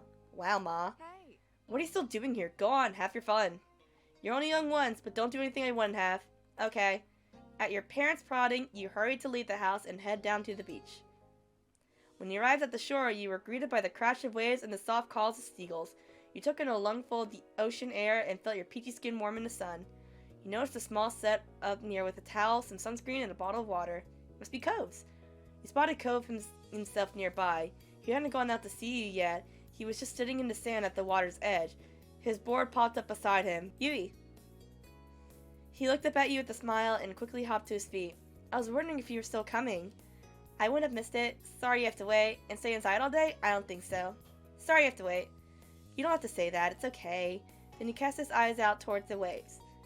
What am I supposed to do while you surf? I'll stay here and watch you surf. I'm gonna go find something to do while you surf. What am I supposed to do while you surf? Oh, You looked pretty embarrassed to have that laid out so plainly. don't worry about it. I don't have to go out. I'll stay with you on shore. Or if you want, you could use one of my other boards and I could teach you. I would rather just watch Cove surf. You accept the offer to hang out on the beach. You want to try surfing? I'll try surfing. Why not? I'll do it. Let's surf. Cool. It was settled. Cove lifted up the shore and then returned with an extra board under his arm in no time at all. You paddled onto the sea to where the good waves were. The water was cool against your skin. It's nice. Not too calm, but nothing crazy. Looks perfect today. He smiled at you and you couldn't help but smile back. You felt totally content. Until Cove kicked the water a little too hard and eventually splashed you. Hey! Sorry. The apology did not come across especially repentant, and he was practically laughing when he said it. You splashed him back. You laughed but waited for an opening for revenge. The second he looked away, you kicked back, spraying him. Seriously? Is that any way to treat someone trying to help? I came out here to teach you, and I was just following your example. And here's another lesson. He stroked you deliberately this time. He used his full leg and an impressive current of water to hit you in the face. You lost your balance and scrambled to keep hold of the board. You just managed to stay on it, but it was close. Cove winced. Are you okay? That wasn't what I was trying to do. I'm fine, but we should do the real teaching. Yeah. You chuckled awkwardly and shook some water out of his ear. With that, Cove started telling you all the tips and tricks on how to stay on a surfboard. He demonstrated both good and bad posture and explained where you need to put your weight. Like this? You wiggled your body so that you were more in the center of your board. Cove nodded. Yep, just like that. The little lesson continued, and things clicked with you quickly. It had to go slowly, but you got it. You kind of struggled. It was disastrous. It was disastrous. You could scarcely stand on motionless board without falling right back off. Cove still supported you regardless. Since you weren't truly ready for it, Cove never pushed you to start taking on full waves, which meant he didn't either. Instead, he stuck by your side in conversations to assist with your practice. There was no disappointment on his face over how things played out. Even if he hadn't reached the point of doing any real serious surfing yet, it was still a lot of fun. Many laughs were shared between the two of you. What an afternoon. The setting sun was visible on the horizon. Every time you would look away, it had sunk a little lower. The beach was darkening, but still pleasantly warm. You know you should get out of the water, but before it was completely dark in the sea, you rode one last wave to get back onto the beach. There, you picked up your surfboard and gave it a quick once-over. Cove followed behind you to the shore. He put his board with his other things and grabbed his towel to start drying off. As he ruffled his hair with the towel, you watched the sunset together. The colors were beautiful in the distance, and the shadows around you deepened. There was no need for words between you two as you both enjoyed the sight for a moment. Cove broke the silence. The waves were good today, I think. Yeah, totally, I guess. Perfect for surfing. Did you really think so? Did you really think so? He nodded mildly. You chatted a little more until the conversation truly died out and all you heard was the rhythmic sound of the waves. Then Cove sighed. This day can't be over, not yet. He scowled into the distance as if the sun exiting the sky was a personal offense. Don't you think it should be longer? Yeah, it felt long enough to me. Only a stroke could express your feelings on that matter. Yeah. Cove stood up straight in defiance of the approaching darkness. I'm not gonna go home yet. I wanna go somewhere. I don't know. Cove was still dripping in salt water, so you weren't sure what the alternative was. Wetsuits were fine for the beach, but not much else. It wasn't a good idea for him to lug a surfboard around town either. You'll be really cute in that wetsuit wherever you go. Well, I need to call it a night. Yeah, I want to do something too. We'll sure be welcome anywhere soaking wet like this. You'll be really cute in that wetsuit wherever you go. Cove's face and ears flushed red as he looked down and inspected himself. He crossed his hands over his chest subconsciously. He had been so used to wearing it that Cove hadn't given his current choice of dress any thought. At least that was before you pointed it out to him. Stop it. Then he looked down the shore with wide, shining eyes. There's at least one place that's always okay to hang out no matter what. what time it is. The park! He nodded. The park was virtually always empty. Even Elizabeth only went there nowadays if she was looking for you. How times have changed. He used to be so protective of the place. The fact that the only person there was a chance of running into that Jeremy kid again. He brought the idea up to Cove and he cringed, but I'm still going. The sun is still there a little. I'm still staying out as long as it is. You tagged along. Okay, let's go. Cove took a minute to put his stuff in order. He made sure to get it all, though it didn't take much to shake the sand off. You dealt with all your things. You set everything together quickly. You took time to pack your bag. You tuck everything in quickly. I'm done, Cove. He rolled his eyes with a bent smile at the announcement. As a final touch, Cove plucked his glasses off the beach and put them back on his face. He looked more like himself now. He led the way down the beach to the park. It wasn't far, so it didn't take you long at all. The sun still hadn't completely disappeared just yet when you made your way arrival. Cove stuck his surfboard upright in the sand and tossed his towel over top. By now, the two of you were mostly dry. The summer breeze on your skin kept you pleasantly warm. Cove idly went over to the monkey bars, grabbed them, feet flat on the ground, and pretended to go across.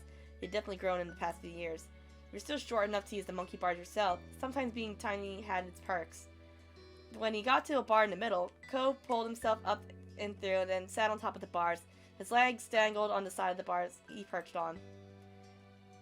You joined him on the monkey bars. You looked above yourself to inspect the monkey bars. You might have been short, but that just gave you more experience in climbing things. You leaped and grabbed at one of the bars, using the momentum to swing yourself up. It took a little more scrambling, but you made it to the top. Cove seemed impressed. Guess what? He smiled broadly and raised an eyebrow. He's not here. Right, it was true. There wasn't a single sign of Jeremy. Looks like it was just going to be the two of you tonight. Cove hung his head and groaned dramatically. Your eyes widened when he whipped his head back. No way. I can't believe how dumb my parents are for forcing me to come to this stupid place.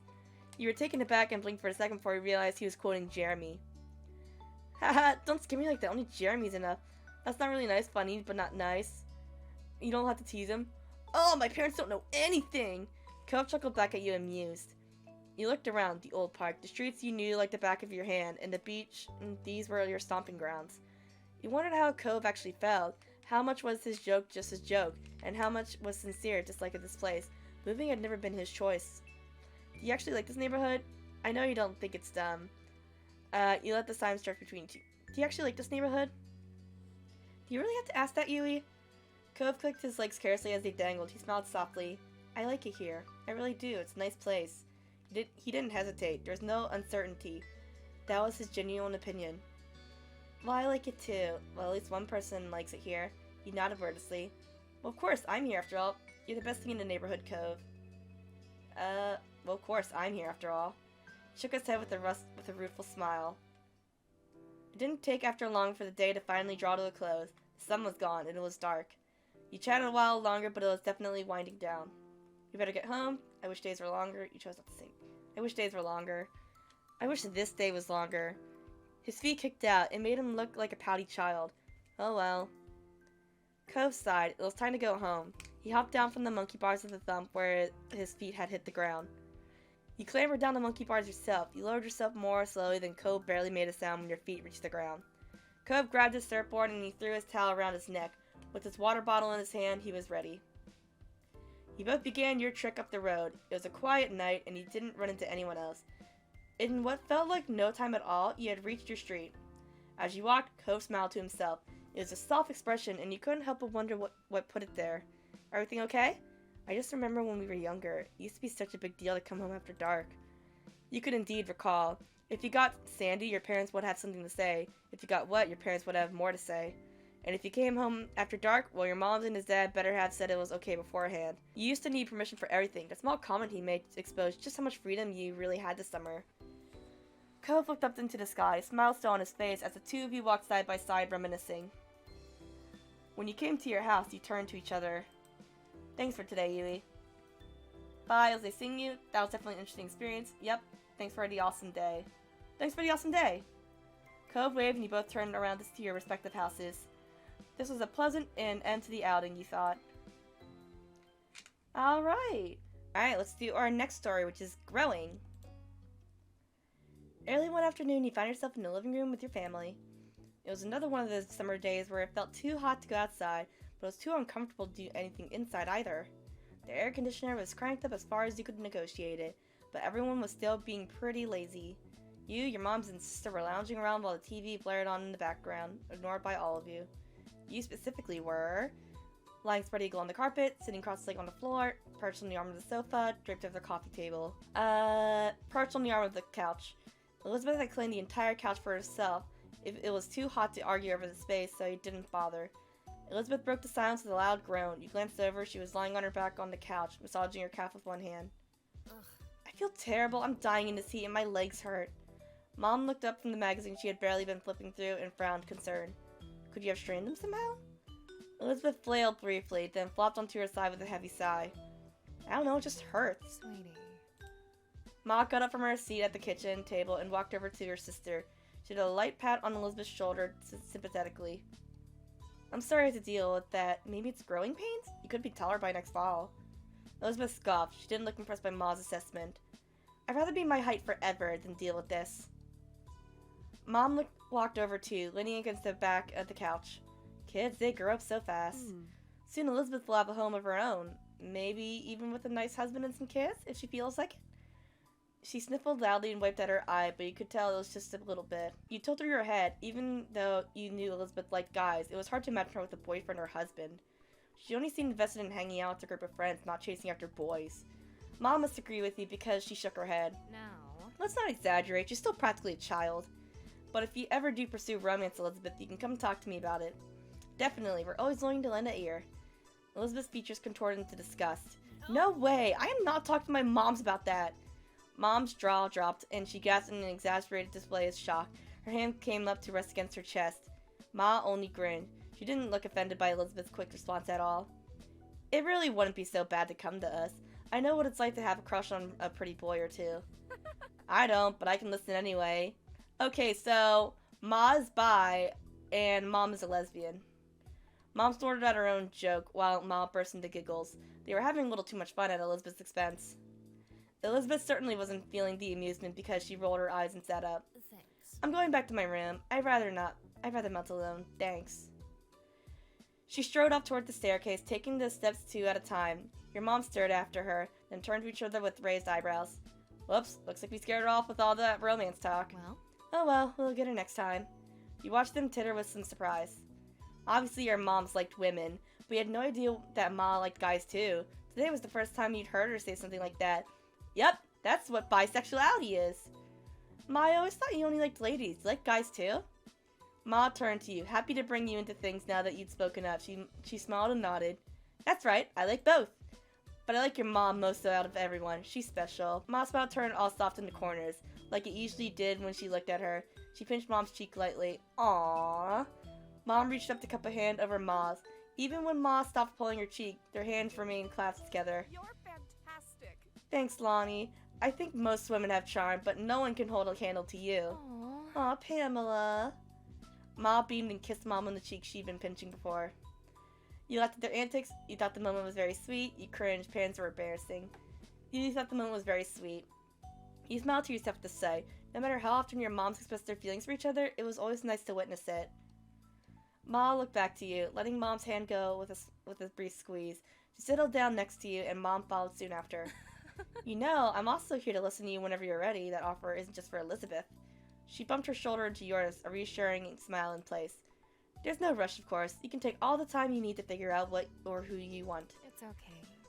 Don't think you have to stick with whatever you come up with right now, either. Life's nice like that. It can change and you can learn. Exactly. I went from being straight to bi. The two of us are happy to hear you out, and we may be able to relate better than you think. Still, we won't push the topic, at least most of the time.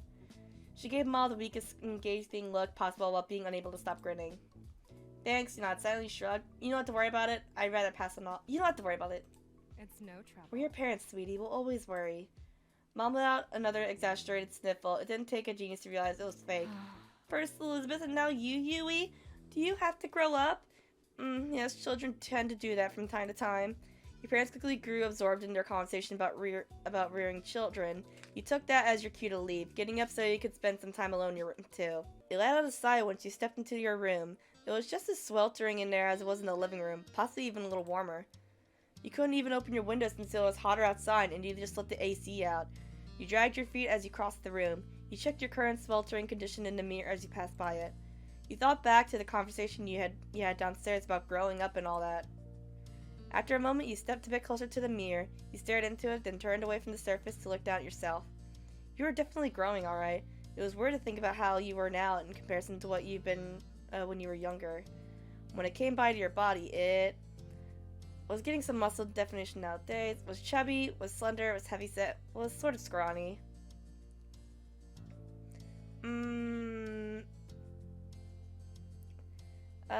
I am chubby in real life, but I guess in VTuber-wise I'll say I'm slender. You shifted to the side, your head still facing forward and continuing the self-evaluation from this viewpoint. At birth you were assigned female, and at birth you were assigned male, and you were born intersex, and oh! Hey! That's pretty cool. At birth you were assigned female, and your chest is flat now, but that would likely change at least a little as you got older. You were starting to develop breasts. You had already noticeable boobs, and not to have breasts through hormone therapy. Oh! Okay, so I can be a trans dude. Nice. You were starting to develop breasts. Standing sideways is easier for you to notice the slight increases in that area. You took a step backwards, finished with your impromptu inspection. You locked eyes with your reflection, cocking your head to the side, all things considered. You thought you looked fantastic. You didn't look too bad. You had no idea how to feel. You were simply neutral. You were self-conscious. You just wanted to look different than you did. You were self-conscious. It took you a moment to realize that you were frowning at yourself. You glanced away from the mirror. You shook your head roughly, putting thoughts of what you were turning out of your mind. This wasn't the time to focus on such things. You have to find something to do in this heat. You shuffled over your bed, collapsing onto the mattress. Your brows scrunched up in thought. Time passed slowly, and to your annoyance, possible ideas about what to do were few and far between. You weren't sure how long it had been, but eventually you heard your mom call you from downstairs. Yui!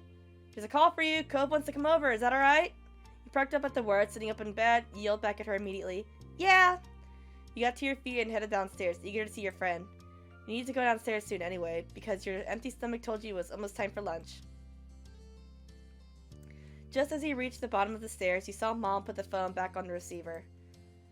She glanced at Ma, leaning her hip against the kitchen counter. What a pickle. Well, here comes the trouble. We better prepare ourselves. Ma clicked her tongue in clear disapproval of Mom's words. He's such a good boy. Cove never wants to cause trouble. He can just be a bit thoughtless and impulsive. Oh shit, does Mom think that I have a crush on, Cove? I mean, I do, but... Oh no. Oh wait. Are we gonna get the fucking talk? Oh no. I think we're getting to talk, guys. Oh, I know, he's very sweet, but that's what makes it more of a problem. If a stranger or some kid from school is egging Yui on to behave badly, I think we can both agree that she'd do the right thing in the end. But if Cove Holden got into a reckless mood and wanted Yui to be a part of the ride, can we really be certain of what call she'd make then? Yes. I think so. Yui helps Cove settle down. He would have gotten himself in even more trouble without her. Thanks. You have a point. Ma just laughed as she turned away, still snorting. Her eyes met yours. She blinked in surprise, then waved at you with an easy grin. Mom looked over, noticing the foot at the stairs as well. Oh. I didn't expect you to come down already, Yui. I just wanted to let you know what was happening. You pretend you didn't overhear their conversation. You called Mom out on her comment. Well, if I hadn't come now, then I wouldn't have heard everything you said. Pam. Oh, you got caught, Pam. What? You were saying things too.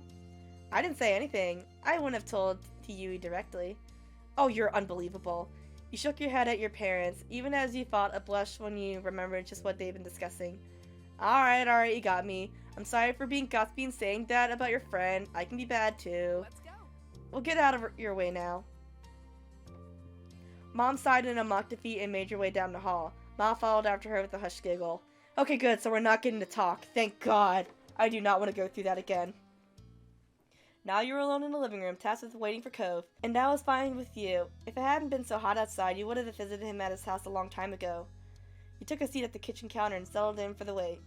As expected, there was a knock on the door. A few minutes later, when you got up and answered it, your neighbor was standing on the other side. He came in once you stepped aside to let him pass, giving a little wave. You greeted him as you typically did. With a wave, with a low five, with a nudge on the shoulder, with a nuggie, with a hug. A hug! You groaned and wriggled in your arms like a fish out of water. Stop, it's too hot for this! You didn't take pity on him. You knew he was kidding. If you really wanted to get out of the hug, you would have done it already. Eventually, you let him go, smirking to yourself. Alright, I'm done. Cove sighed and wiped at his face a bit. You noted the sheen of sweat across his brow. He must be glad to be back in an air-conditioned place, even if he had only walked across the street to get there. Is something going on? Why'd you want to come over? I don't want to do anything, not when it's like this. He gestured vaguely to the humid air hanging around. Though, I thought I could at least do nothing with you. You thought that was really sweet? How'd you know I was doing nothing? Maybe I had plans. You nodded, that made sense to you. I was thinking the exact same thing. You thought that was really sweet. His words were nice and expressed real fondness for you, in a strange sort of way, which was usually the case with Cove. Have you had lunch yet? I was gonna do it soon. He shook his head. Not really. I haven't really felt like eating because of the heat. I probably should have lunch. I didn't have breakfast this morning. Yeah, I get like that sometimes too. You really should eat properly. You didn't eat at all? Then you have to have something now. Great, we can have lunch together. Cove nodded, looking content with your suggestion. Okay, cool. As one, you headed into the kitchen. You crossed your arms as you glanced around, wondering what you should scrounge up for a meal. I don't want to eat anything that's warmed up. Is there something cold or not cooked? Yeah. After a bit of back and forth, the two of you conclude that you should raid the fridge and cabinet in order to make sandwiches. With that, you had planned to decide on the outside layers first. There is a wide variety to choose from, since everyone in your house had their own favorites. There is white bread, wheat bread, sourdough, mixed grains, gluten-free bread, and pita pockets. Hey. Could you take the grain one for me? Sure. You reached for the mixed grains and then made your decision. White bread. You pulled out the white bread too, settling both items onto the counter. Then you had to decide what main direction the sandwich would go in. You wanted to make a sweeter style of sandwich, you wanted to make a truly savory style of sandwich. Savory. Something savory would make it feel like a real meal. As for the specific ingredients, do we have salami? There's no salami! What do we have then? I guess I'll have pickles. Tofu. We have tofu but not salami? Let's see. Mozzarella. Cucumber. I guess ham slices. And for condiments, mustard, mayonnaise. And that was everything. You nod to yourself with a quiet hum, satisfied. The two of you bustled around the kitchen, opening and closing things in order to collect everything you need for your individual sandwiches. You focused intently on assembling your own for the most part. When you were close to being done, then you glanced over at your neighbor. Cove was putting his sandwich together delicately, his brow furrowed and tongue sticking out just barely. There were open jars of peanut butter and honey near his plate, as well as a banana peel. So he was making a peanut butter, banana, and honey sandwich on mixed grain. That sounded great. You didn't think much on that? It seemed weird. That sounded great. Maybe you'll have one yourself at a different time. Curiosity satiated, you turned your back at your plate and finished your own creation. By the time you were done, Cove had already cleaned up his workstation. He turned to face you, studying your sandwich briefly. A small smile tugged at the corners of his mouth. You guessed it didn't look inedible to him at least. Done? Yeah. Cool. He waited as you quickly returned the ingredients and cleaned a few utensils. Then the two of you collected your respective plates. You both agreed on heading upstairs to hang out in your room. You and Cove entered your bedroom while balancing your food on the plates. Nothing fell, so it was a successful trip.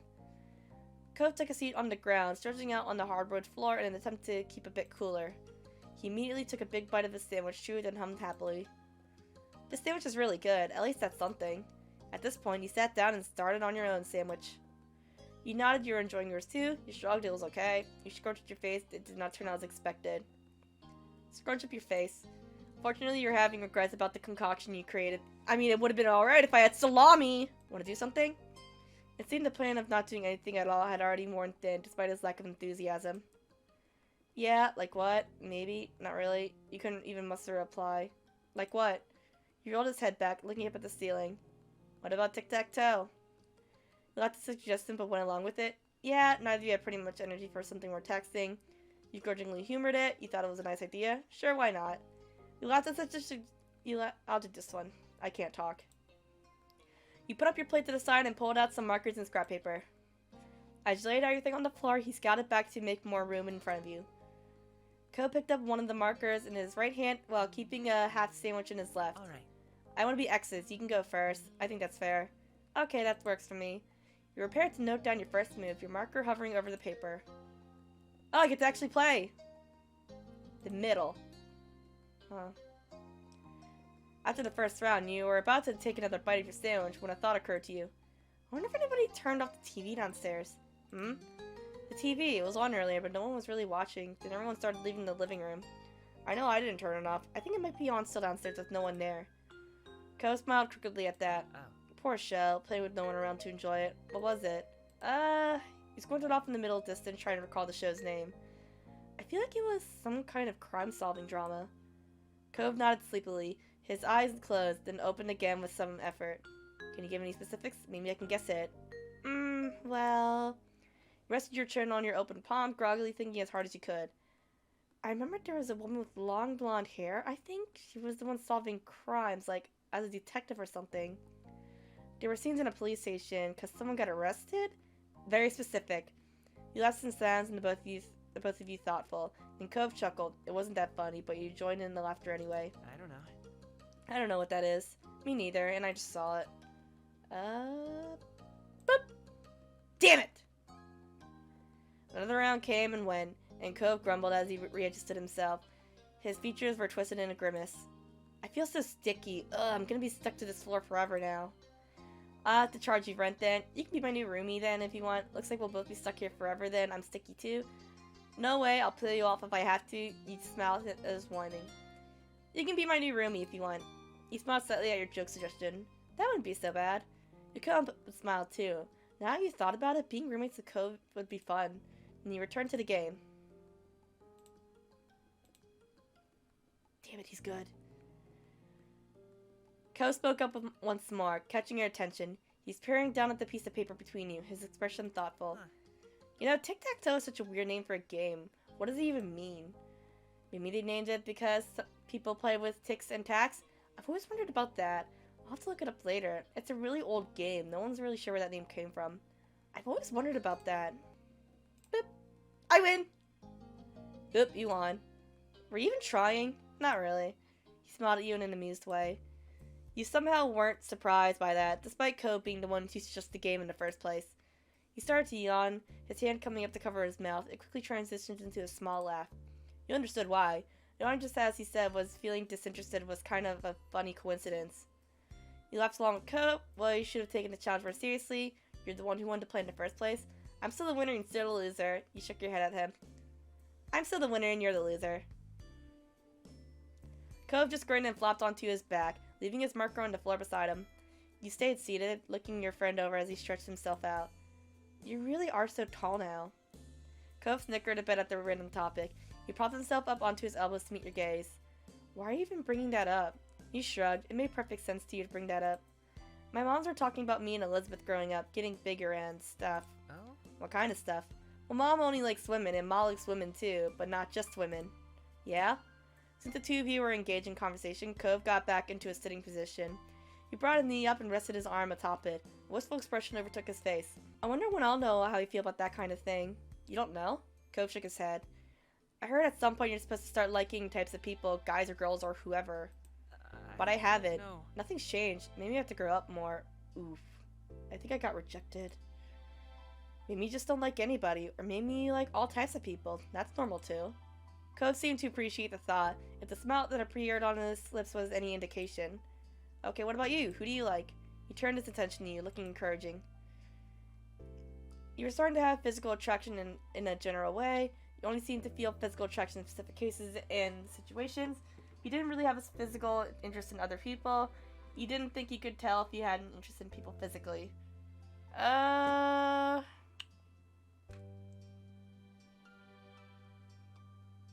Let's see. I think this one. Because I am demisexual. You're starting to have romantic attraction in a general way. You only seem to...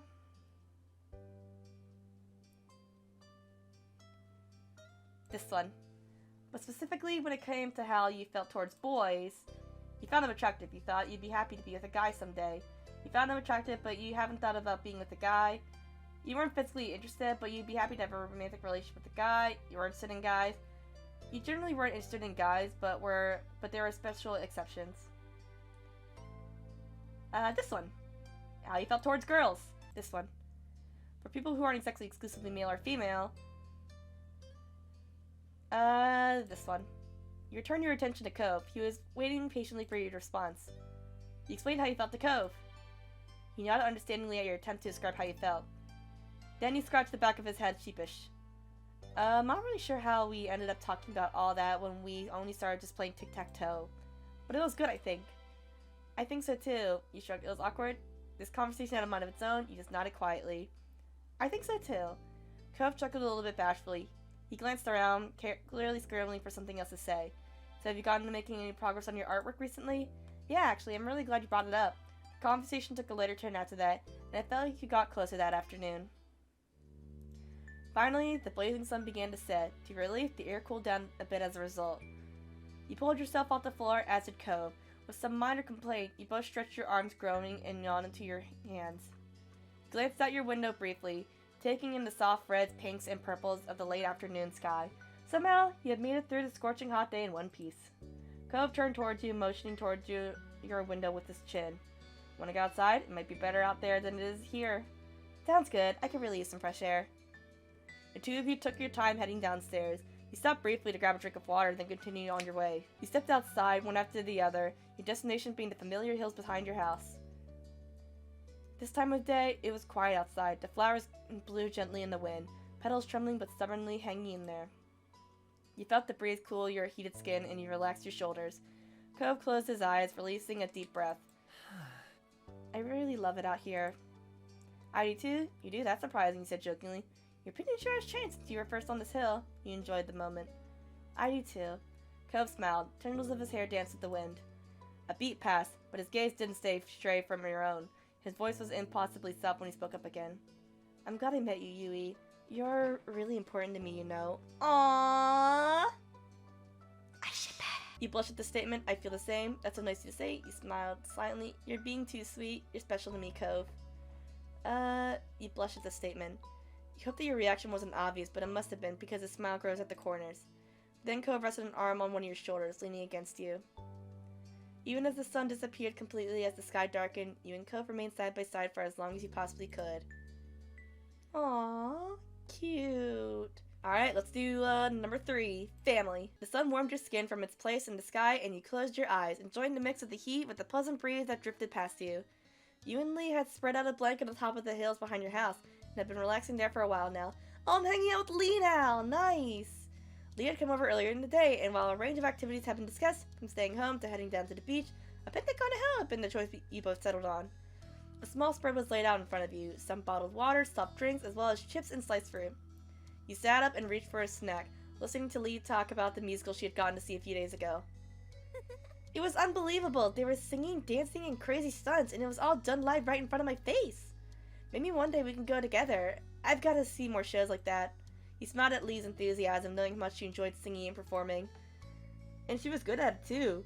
You had gotten a chance to hear her sing a couple of tunes, and you knew she put a lot of effort into it. You also liked to sing, but you weren't very good.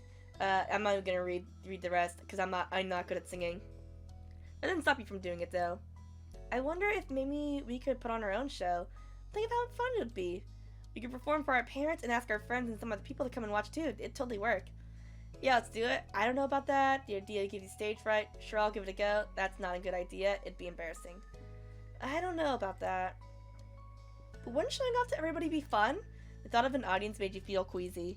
Not really. Are you sure? Are you really super sure? You have so many skills you could show off to the masses.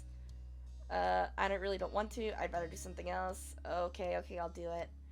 I don't want to be mean, but I really don't want to. Sorry. Your cousin seemed a little disappointed, but she nodded and respected your wishes all the same. The two of you lay back on the blanket and lazed in the sun, throwing ideas back and forth on what you could fill your time with.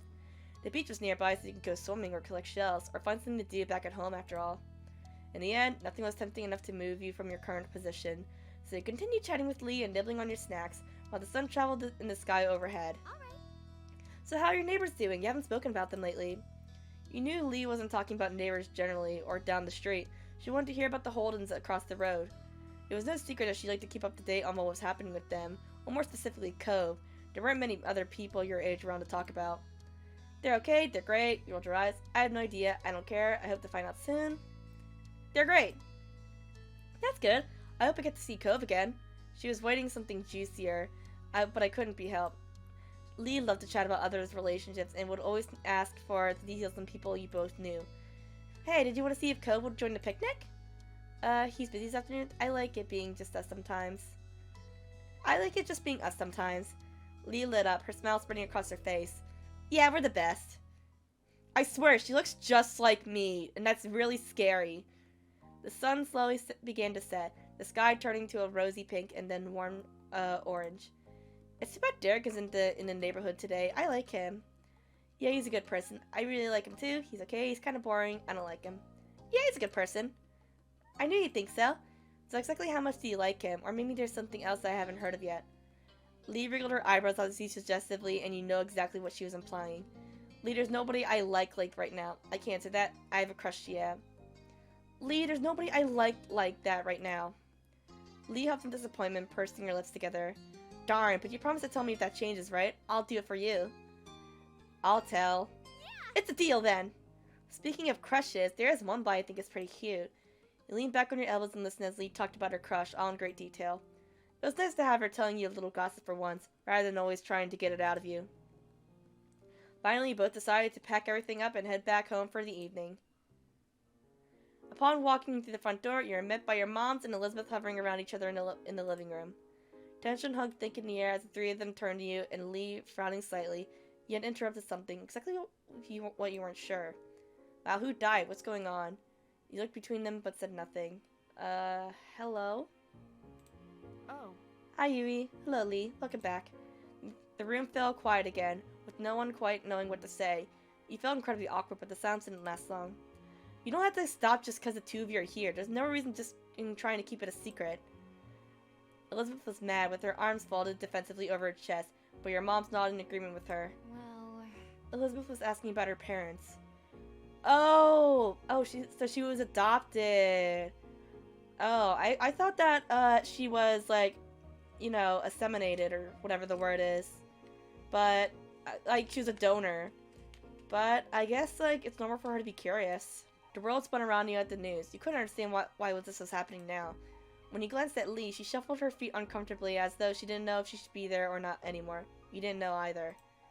Your mom had always been open and honest about the fact that neither of them had given birth to you or your sister, but the details hadn't been fully explained before. Oh, so I'm adopted too. Gotcha. It made sense that Elizabeth didn't know a lot about her biological parents and wanted to know more. You just hadn't ever thought you'd accidentally stumbled into it. Elizabeth looked at your parents expectantly. She wasn't going to let the unintentional eruption derail things. We don't want to keep that information from either of you. It's your right to know your past. But we did want to wait until you asked us to hear yourselves. Well, it's happening now, so... Your mom shared a nervous glance, and Ma took in a quick breath before speaking again. I adopted you from the Philippines when you were just a baby. Oh, so Elizabeth is Filipino. That's nice. Elizabeth dropped her arms, her eyebrows shooting upwards in surprise. Wait, I wasn't born here? No. You weren't. You could clearly see that your sister was appalled by this information. You struggled even more with what to do or how to react. Am I gonna have to pass some tests to even be a citizen? No. No, you're adopted into the country. We took care of things. You're already a citizen. You have nothing to worry about.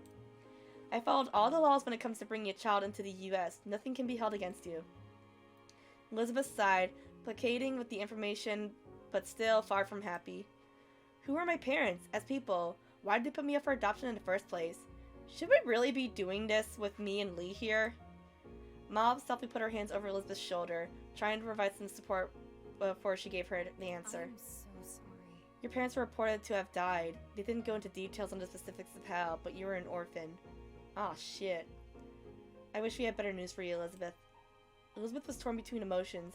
Her eyes filled with tears as she threw her hands in the air, settling on anger, enraged. Great, so now I can never meet them, even if I wanted to. Not that I could have anyway, since they live in another part of the world when they were still alive. Elizabeth turned her back on you and your moms and stormed off, sprinting up her stairs in a room before anyone could stop her. I have to go and talk to her. Mom immediately started to follow her, but Mom gently held her by the arm and shook her head. We should give her a little space to process it all. Your ma's head hung low, and she stopped walking. With Elizabeth now gone, the two of them seemed to remember you and Lee were standing awkwardly off to the side. I'm sorry you had to see all that. It's not how I expected it would have happened when the time came. But since it's the topic of the day, Yui, is there anything you'd like to ask? You deserve to know, after all. Lee patted your back and gave you a supportive look. I want to know. Your parents both decided in sync to your reply and ready to talk. I can leave if you want to have things be private. I want you to be here. I can do that. Lee shifted a little closer to you in support, and you were glad to have her there with you. It made you feel a little stronger somehow. You turned to face your parents again, preparing yourself for what they were about to tell you. Ma was first to speak, her voice quivering with emotion. You were adopted as a baby, but 2 years after Elizabeth. We used a different organization that time, and you were adopted within the U.S. We're sorry to tell you, Yui, your parents had also passed away, and no other family member took you in if there were any. That's why we wanted to wait until you asked. We didn't want to drop that in your lap. We wanted you to be prepared. I'm sorry. Lee gave you a reassuring squeeze on the arm to show she was there for you. Thank you for telling me. Okay, he said nothing. It's not your fault. You didn't kill them, right? You start to cry. You were so angry. It's not your fault. You didn't kill him, right? You're trying to lighten the mood, but your moms didn't see him any less grim. Thank you for listening, Yui. If there's anything you want to know, all you have to do is ask. We'll do our best to answer any questions you have. Are you okay? How are you feeling now? Are you going to be okay? Lee watched you closely as though judging how exactly she should react to what was going on. I feel fine. I feel fine, but I didn't mean it. You start to cry. You held back tears, but you weren't fine at all. Anger rose inside you. You definitely weren't okay. You said nothing. I feel fine, but didn't mean it. You spoke in the most convincing tone you could. Your moms gave you a sad smile, but you weren't so sure they believed you. No one seemed to have any words after that. You went up to your room. You need to stay here with your moms. You wanted to get out of the house. You went to see Elizabeth. Went up to my room. You slowly walked past your moms and headed to the stairs, your mind racing from the conversation. You told Lee you wanted to be alone. You wanted Lee to be with you right now. I want Lee to be with me. Lee nodded without a word. When safely behind your closed bedroom door, you let out a heavy breath before heading over to take a seat on your bed. Lee watched you from where you sat on your desk chair and gave a sad sigh in commission. You guess she didn't really know what to say that she could help, but she was still trying to be supportive in any way she could. So, what do you want to do? Can I help? There's nothing you can do. I don't want to do anything. Just thanks for being here. You said nothing. Do you think I'm his family? Just thanks for being here. I'm happy to. She paced over and sat next to you on the bed, and you sat quietly together as time passed. A sudden knock drew your attention, causing you to sit up straight. When you realized it wasn't coming from the door, but the window, your head snapped towards it. Lee did the same, looking a little uncertain if she should be worried by this development or not. You didn't even have time to question who it was. There's only one person who would come tapping at your window, especially at night. You moved closer, looking out. Sure enough, seeing a familiar head of green hair on the other side of the glass. In only a moment, you had the window unlatched and open for him to enter. Cove smiled himself in through the window awkwardly, groaning before he stood straight in your room and dusted himself off. Cove, what are you doing here? When he saw you, he seemed worried. He ran a hand through his hair before speaking. I came to the front door. I wanted to just come by, but your moms told me that they didn't know if you should be bothered right now, that I should come back later. I know they wouldn't have said it if you were working on some schoolwork or whatever, so I got worried and I thought something bad happened. And then you climbed up the side of my house? He smiled, feeling unrepentant for disregarding your mom's ruling. I mean... How else was I supposed to get in? You couldn't quite believe he had really shown up for you like this, but then again, you shouldn't have been surprised. He was always there for you. Are you okay? You fidgeted a little with your bed covers, not quite knowing what to say, but he was willing to wait. There's a lot going on right now. It's nothing. You didn't speak to him. Thank you for coming. I'm glad you're here. My parents are dead. Thank you for coming. I'm glad you're here. Cove's forehead furrowed in concern at your words. My mom and dad, who gave birth to me, they're dead. Without having to say anything else, Cove reached out and pulled you into a tight embrace, his familiar warmth enveloping you. I'm sorry, Yui. His words were whispered comfortingly into your shoulder. You don't have to do this. I'm okay. You started to cry. You took a step back from him. You don't have to do this. I want to. He didn't say anything more, but he didn't let go either. Can you explain everything to me? You nodded softly before taking in a heavy breath and launching into the story. Cove sat quietly and listened intently, nodding every now and then or taking in a sharp inhale. When he finally spoke, his voice was quiet, drifting through the night towards you. Yui. I'm so sorry. He stopped suddenly and took in a deep, shaky breath, and you got the impression he was struggling with what he has to say. I'm sad I'll never get to know them. I feel bad that I don't feel worse about it. I'm just so mad. You shrugged your shoulders, not knowing how to feel. I'm sad I'll never get to know that. I'll never find out what they're doing or what they're like as people. It's just all gone. Yui, you're not doing anything wrong. You know that, right? I think that you can be as sad as you want for as long as you need, or you can feel okay about it whenever you want to. He sighed and ran a hand through his hair as he looked out toward the window. And It's okay. I guess what I'm trying to say is, whatever you feel about is how you feel about it. You don't have to force yourself to be different. Wise words, Cove. Thank you, Cove. You cried silently. You cried in relief. You nodded. Thank you, Cove. His words have made you feel better, and you knew it was true. You didn't have to apologize or make any excuses for the way you felt about it at all. Cove smiled at you a little, and you could tell he was trying to be comforting. And your moms definitely don't. It doesn't matter if you're not blood related. You're definitely family. I can see that, and I hope you can too. You felt the reassurance in his eyes. Your cousin tried not to interrupt your explanation or Cove's response to it. When the opportunity arose, she made it clear she shared the same sentiment. A knock on the door made you look up. Now, before you could even swing it open, Elizabeth stood in your doorframe. She walked closer and you didn't quite know what to do or what she was planning on saying. So? Would you mind going? I just want to talk to just Yui. You can come back. It's not going to be forever or anything. Cove seemed equal parts concerned and skeptical. Leaving now wasn't a concept that thrilled him. Lee wasn't exactly jumping to go, so she checked with you quietly. What do you think? You nod your head in agreement. If she wanted to talk to you in private, it was obviously about something important. You waited until the two of you were alone before fixing her with an inquisitive look. Elizabeth folded her arms, looking you over. Did moms tell you about your parents too? My birth parents also died. Elizabeth broke eye contact after that. Sorry. Why did you want to talk to me? Elizabeth raised an eyebrow at the question as though the answer should be obvious. I was worried about you. I was the one who brought it up, but I made you deal with whatever was left when I was gone. She sighed, glancing upwards for a moment before settling on you once more. I wanted to ask you what happened without everyone breathing down our necks. That was pretty crappy of you to just bail. I'm amazed you noticed that was unkind. Thank you for thinking of me. I'm not mad at you. You're quietly surprised of our admission. Aww, she does care about us. Thank you for thinking of me. She stuck her nose up a little at that, but her smile was soft. I'm okay, Elizabeth. It didn't upset me. How are you allowed to be that mature? The lightning spirits in her were quickly gone as she slipped back into a scowl. You had to be born in the U.S. to become a president. What? You had never heard that dream of hers before. She noticed your bafflement and continued. I get I was never going to be president, but it just feels weird. Having stuff taken away, not even getting a chance at it? Oh, I see. I don't like having to know that when I was born, I was going to have a completely different life. So different, I can't even think about what it looked like in my head. I could have spoken another language, lived away from everything I've ever seen here, had someone else as my sibling. And then my parents died and I was adopted and the life I got became a totally new thing forever. I can't go back to what it was like even if I wanted to. Having to settle between you and the person who became your sister. You knew exactly how she felt. I don't really understand. I felt like that too. You knew exactly how she felt. It was a confusing feeling to have lived one way or as long as you can remember, but not having it be like that was originally yours. Elizabeth watched you seriously. She was still trying to make sense of this to you and herself. I don't know why today was the day. Nothing came up to make me ask the question. It was just something I've had in my head for a while. When it was just me and my mom's in the living room, I just kind of said it, finally, and there you go. She shifted one foot to another, relaxing her stance just a bit. She also spoke more gently. Learning about them and what happened doesn't change how I feel about our family, Yui. She smirked, fixing with sharp eyes. I've already figured out a long time that moms weren't our biological parents. That wasn't news. I mean, I thought at least one of them was biologically ours, but, you know.